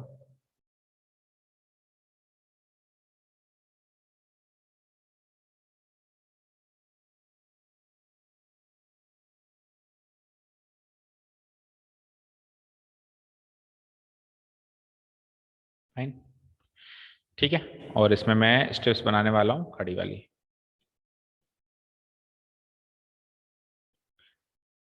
इस तरह की स्टेप्स बन जाएंगी वर्टिकल, जिसकी चौड़ाई हो जाएगी dx, ठीक है, और लंबाई हो जाएगी y, और लिमिट क्या हो जाएगी चेक करो, 0 से लेकर 3, खत्म। चलो फटाफट से खत्म करो उस क्वेश्चन को, फटाफट से। यार आपको तो क्या निकालना है, area of the bounded reason जो होगा, एरिया ऑफ बाउंडेड रीजन होगा, एरिया ये पूरा बाउंडेड रीजन कौन सा वाला, OABCO, ये पूरा बाउंडेड रीजन होगा, जिसको अपन दो पार्ट्स में डिवाइड करेंगे। सो निकालना तो यही है OABCO,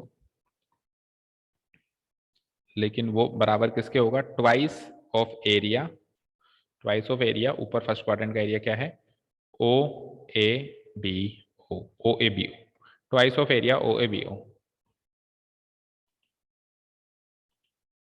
twice of area OABO। ठीक है, ये हो जाएगा ट्वाइस ऑफ, इस एरिया को निकाल लेंगे by using definite integrals, limit क्या है 0 से लेकर 3 तक, और क्योंकि मैंने वर्टिकल स्टेप्स मानी है और बेस एक्स एक्सिस को माना है तो y dx, base x axis को माना है तो y dx, base y axis को माना है तो x dy। ठीक है, यहां तक हो गया, ठीक है ना। अब देखो इसकी जो छत है, ये तो बेस है, तो इसकी जो छत है इस एरिया की वो ये कर्व है, तो इस कर्व की इक्वेशन को इंटीग्रेट करना पड़ेगा, यानी इस कर्व की इक्वेशन में से y की वैल्यू फाइंड आउट करनी पड़ेगी, जो मैंने यहाँ पे फाइंड आउट करके रखी है। आपको एग्जाम में तो क्या ये सारी चीजें नीचे फाइंड आउट करनी है ना, we given equation of the curve parabola is this, so y is equals to 2√x, ये सारी बातें लिखनी है वहां पे to get full marks.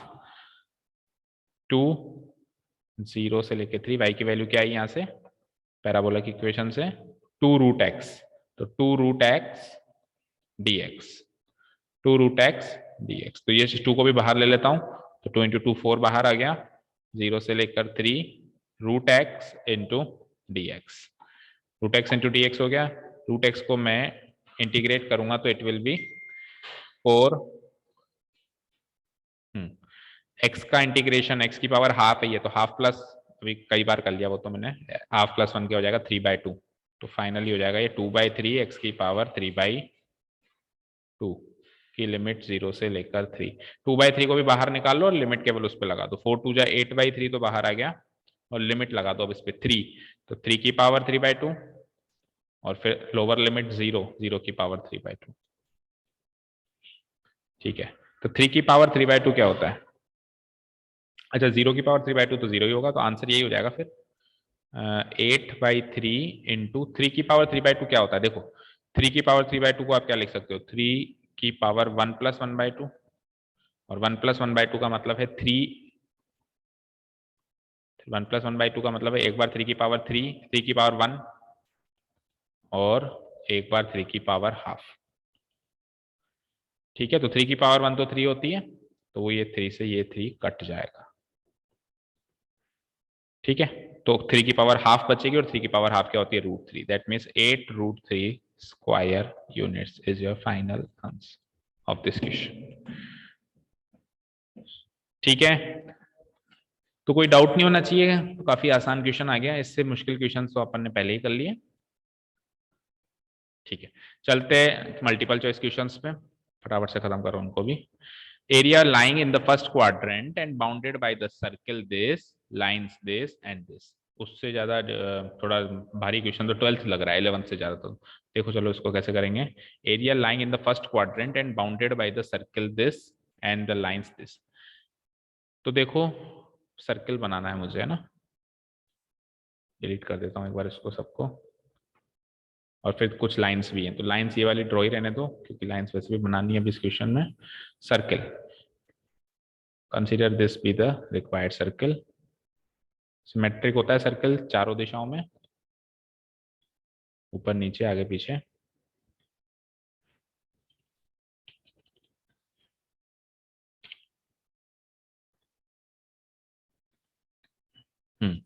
Circle, circle के बाद फिर क्या है, लाइंस है, एक तो x = 0 और x = 2।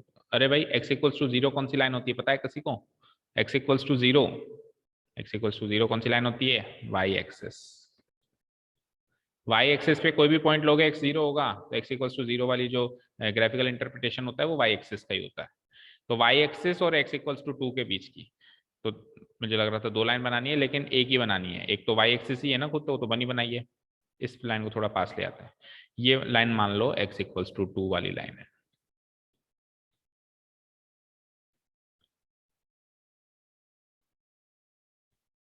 ठीक है। ये लाइन है मेरी x = 2, लिख देते हैं अपन, दिस लाइन इज x = 2। तो इस पॉइंट के कोऑर्डिनेट्स हो जाएंगे 2, 0। ये तो y एक्सिस है ही सही, इस पॉइंट के कोऑर्डिनेट 0, 0, ये O, ठीक है जी। अब क्या क्या क्वेश्चन है, सर्किल, y एक्सिस और ये लाइन। तो सर्किल y एक्सिस लाइन से कौन सा एरिया बाउंडेड हुआ, ये रहा y एक्सिस, और x एक्सिस भी कहा होगा उसने, और फर्स्ट क्वाड्रेंट कह दिया ना उसने। देखो उसने क्या कह दिया, फिर से सुनो। Area lying in the first quadrant bounded by the circle, और इन दोनों लाइंस है। तो पहले तो देखो सर्किल और bounded by these two lines कौन कौन सा एरिया है, circle and bounded by these two lines, ये एरिया है प्रैक्टिकली। देखो इस एरिया में एक दीवार तो है इसकी ये वाली लाइन, एक दीवार है ये वाली लाइन, और ऊपर और नीचे जो है वो सर्किल है। बट इसमें से भी 2 क्वाड्रेंट में आता है ये एरिया, तो उसमें से भी उसने कौन सा एरिया मांगा है, केवल फर्स्ट क्वाड्रेंट का एरिया मांगा है। तो बाउंडेड एरिया है ये वाला, कौन सा, ये एरिया निकालना है आपको। भाई एरिया तो आइडेंटिफाई करना ही पड़ेगा, उसका कोई तोड़ नहीं है, और उसके लिए कर्व्स की थोड़ी बहुत नॉलेज होनी ही चाहिए, ठीक है। O A B C, ठीक है जी। चलो ये हो गया 2, 0, ये हो गया 0, 0। अब ये वाला एरिया आपको निकालना है, इसको कर देते हैं शेड। अब इस एरिया में आप क्लियरली देख पा रहे हो कि बेस में x एक्सिस को इजीली ले सकता हूं, और x एक्सिस को बेस लेने के बाद जो छत है वो सर्किल का काम करेगी, सर्किल जो है छत का काम करेगी, ठीक है। दैट मीन्स इंटीग्रेट कौन होगा, इंटीग्रेट कौन होगा, इस सर्किल की इक्वेशन में से y की वैल्यू, इस सर्किल की इक्वेशन में से। देखो छत का काम कौन कर रही है, सर्किल कर रही है ना, ये तो सब दीवारें हैं, तो इसमें से y की वैल्यू निकालनी पड़ेगी। तो इसकी इक्वेशन क्या है, इस सर्किल की इक्वेशन क्या है, सॉरी 1 सेकेंड, इस सर्किल की इक्वेशन क्या है, x² + y² = 4 थी शायद, x² + y² = 4। तो वहां से y की वैल्यू क्या हो जाएगी, ये हो जाएगी √4 - x²। तो y की इस वैल्यू को आपको इंटीग्रेट करना है, √4 - x² वाली वैल्यू कर दो और खत्म करो कहानी। एरिया ऑफ बाउंडेड रीजन हो जाएगा आपकी बार O A B C O, area O A B C O C O. Limit कहां से कहां तक रहेगी, 0 से लेकर, भाई यही वाली लाइन है आपकी, वो x इक्वल्स टू 0, चाहे ऐसे लिख देता हूं मैं यहाँ पे आपको, सर एक ही लाइन बनाई, ये लो दूसरी लाइन बाई एक्सिस थी वो बनी बनाई थी। तो area O A B C O will be definite integration from 0 to 2 और y इंटू डी एक्स, इसमें भी आप वही वर्टिकल स्ट्रिप्स बनाएंगे dx विड्थ की, ठीक है। अब y की वैल्यू क्या है, देखो उसकी छत, इस एरिया की छत कौन है, ये कर्व है, सर्किल वाला कर्व है, और सर्किल वाले कर्व में से y की वैल्यू क्या आती है, 4 माइनस एक्स स्क्वायर। तो 4 माइनस एक्स स्क्वायर है, 4 को क्या लिख सकते हो, 2 का स्क्वायर, क्योंकि आइडेंटिटी लगाओ, आइडेंटिटी मतलब वो स्टैंडर्ड इंटीग्रल वाली आइडेंटिटी लगाओगे, 2 स्क्वायर माइनस एक्स स्क्वायर का रूट इंटू डी एक्स, ठीक है। चलो तो कौन सी आइडेंटिटी लगेगी इसमें, ए स्क्वायर माइनस एक्स स्क्वायर वाली, क्या आइडेंटिटी होती है वो, एक्स बाई टू, फिर ये की यही चीज, यानी 4 माइनस एक्स स्क्वायर का 4 minus x square plus A square by two, a square यानी कि 2 का स्क्वायर यानी कि 4 बाई टू, और फिर साइन इनवर्स एक्स बाई ए, यानी कि एक्स बाई ए क्या होना है मेरा, ए है मेरा 2। ये फुल इंटीग्रेशन हो गया यहाँ पे, और लिमिट लगेगी 0 से लेकर 2 तक, ठीक है। चलते हैं आगे, तो देखो लिमिट लगाते जाओ आप, तो बस लगा ही दो, 2 यहाँ लगाओगे तो ये तो 0 हो जाएगा पूरा, ठीक है। तो ये तो हो गया 0 प्लस 2 यहाँ लगाओगे जब, तो क्या होगा, तो 2 बाई टू 1 हो जाएगा, साइन इनवर्स 1, और ये 2 टाइम्स कट ही चुका है, तो यानी 2 sine inverse 1, 0 plus 2 sine inverse 1, minus lower limit में हम 0 लगाते हैं, तो 0 लगाएंगे तो अगेन ये 0 की वजह से 0 बाई टू ये 0 हो जाएगा, और प्लस अब की बार वहां पर भी 0 हो जाएगा, क्यों, क्योंकि इधर 0 लगाओगे तो साइन इनवर्स 0 0 ही होता है ना, तो 2 साइन इनवर्स 0, चलो एक बार के लिए लिख देते हैं 2 साइन इनवर्स 0, और अगली स्टेप में 0 कर देना, तो ये हो जाएगा 0, 0 को तो भूल जाओ, 2 साइन इनवर्स 1, साइन इनवर्स 1 क्या होता है, साइन इनवर्स 1 है ना, साइन इनवर्स 1 क्या होता है, साइन इनवर्स 1 होता है आपका पाई बाय 2, साइन की वैल्यू 1 कब आती है, पाई बाय 2 पे आती है, और इस 0 को भूल जाओ, आगे देखो माइनस, ये बाहर माइनस साइन है तो माइनस 2 इंटू, और वैसे माइनस प्लस से फर्क नहीं पड़ेगा क्योंकि साइन इनवर्स 0 0 होता है, तो वैसे भी 0 ही बनना है, 2 इंटू 0 ये कट गया, 2 से 2 कट गया, answer is pi square units, final answer आपका इस एरिया का। मान लो अगर नीचे का भी पूछता तो अगर ये पाए है तो नीचे का भी पाए आता है, 2 पाए स्क्वायर यूनिट्स हो जाता, बट पूछा ही नहीं उसने, फर्स्ट क्वाड्रेंट ही पूछा है। तो कोई क्वेश्चन बड़े आसान होते हैं, बस क्वेश्चन को क्लियरली पढ़ना बहुत जरूरी है, उसने कहा है फर्स्ट क्वाड्रेंट तो पाए ही लगाना है, हो सकता है कि वो फर्स्ट क्वाड्रेंट का जिक्र ना करे, या सपोज करो इसमें आप फर्स्ट क्वाड्रेंट ना पढ़ते, गलती से पढ़ते ही नहीं, तो आप इसका आंसर 2 पाई ढूंढ रहे होते हैं, क्योंकि आप फिर पूरा एरिया निकाल चुके होते हैं, तो आपको क्लियरली क्वेश्चन को पढ़ना है, फर्स्ट क्वाड्रेंट उसने कहा है तो फिर आंसर पाए ही होगा, ठीक है। चलते हैं नेक्स्ट क्वेश्चन पे, last question, area of the region bounded by the curve y square is equals to 4x y axis and the line y is equals to 3, ये देखते हैं, y square is equals to 4x, x positive यानी वही rightward facing parabola जो अभी अपन ने last to last question किया था, let's delete this, rightward facing parabola ना,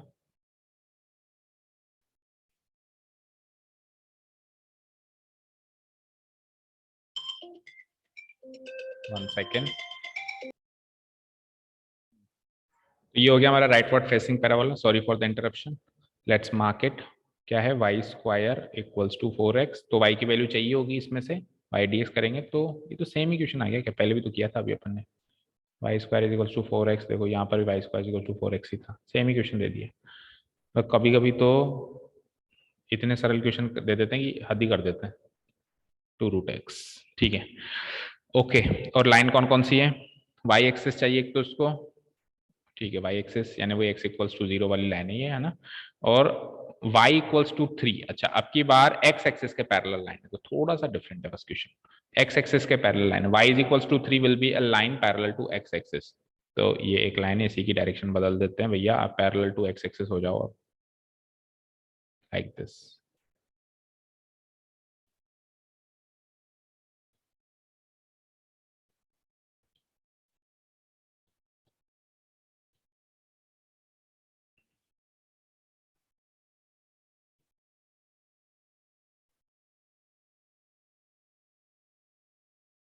ठीक है, थोड़ा ऊपर कर दो,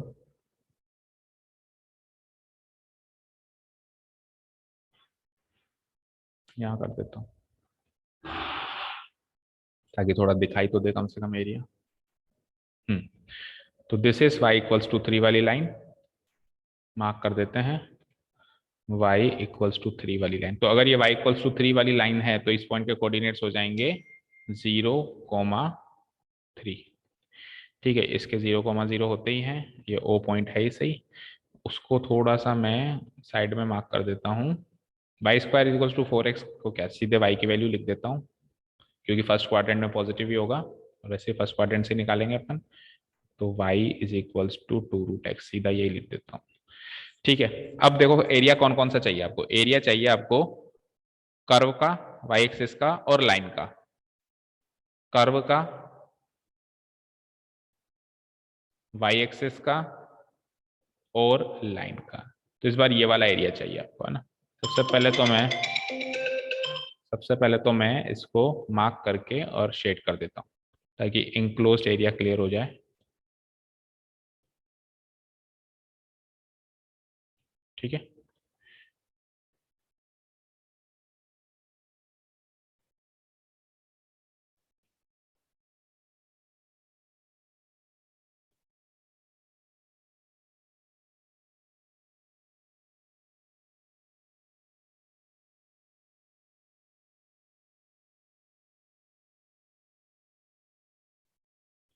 ठीक है। Let's mark it A and let's mark it be. ठीक है, अब सुनिए, आपको अगर ये एरिया चाहिए तो उसको एरिया निकालने के दो तरीके हैं। एक तरीका ये है कि आप एक्स एक्सिस को बेस मानो, इस पॉइंट को निकालना पड़ेगा आपको। अगर मैं ये लाइन खींच दूं तो आप अगर ये जो एक रेक्टेंगल दिख रहा है, इस रेक्टेंगल के एरिया में से, इस रेक्टेंगल के एरिया में से अगर आप एक्स एक्सिस को बेस मानना चाहते हो तो एक्स एक्सिस को बेस मान के तो एक ही तरीका है कि इस रेक्टेंगल के एरिया में से ये वाला एरिया माइनस करना पड़ेगा। बट वो थोड़ा सा लेंदी प्रोसेस होगा। क्यों? क्योंकि एक तो दो एरिया निकाल रहे हो और दूसरा ये बी पॉइंट के कोऑर्डिनेट्स भी नहीं है अभी हमारे पास, तो आपको इंटरसेक्शन करा के पहले बी पॉइंट के कोऑर्डिनेट्स और उसकी मदद से फिर मान लो ये सी पॉइंट है तो उसके कोऑर्डिनेट्स निकालने पड़ेंगे ताकि लिमिट का पता चल सके, lower limit upper limit. Alternatively अपन एक काम और कर सकते हैं कि अपन वाई एक्स एक्सिस को बेस माने ही ना, अपन वाई एक्सिस को अब की बार बेस मान लेते हैं। तो वाई एक्सिस को बेस मानेंगे तो हम स्ट्रिप्स यूं बनाएंगे, और स्ट्रिप्स जब हम यूं बनाएंगे तो वाई एक्सिस को बेस मान लो, इस पैराबोला को छत मान लो, और आपको लिमिट जो है, जो पहले एक्स एक्सिस पे लिमिट मानते थे अब वो वाई एक्सिस पे लिमिट मानी जाएगी, तो 0 से लेकर 3 लिमिट हो जाएगी। आपको कोई पॉइंट ऑफ इंटरसेक्शन जैसे बी पॉइंट ऑफ इंटरसेक्शन निकालना पड़ रहा था वो भी निकालने की जरूरत नहीं है। तो जो आसान तरीका है उसी से करते हैं। कहने का मतलब है कि अब की बार मैं वाई एक्सिस को बेस मान लूंगा और स्ट्रिप्स ऐसी हॉरिजॉन्टल बना दूंगा उसकी जिसकी चौड़ाई कितनी होगी, डी वाई चौड़ाई हो जाएगी, और ये जो लंबाई हो जाएगी वो एक्स हो जाएगी।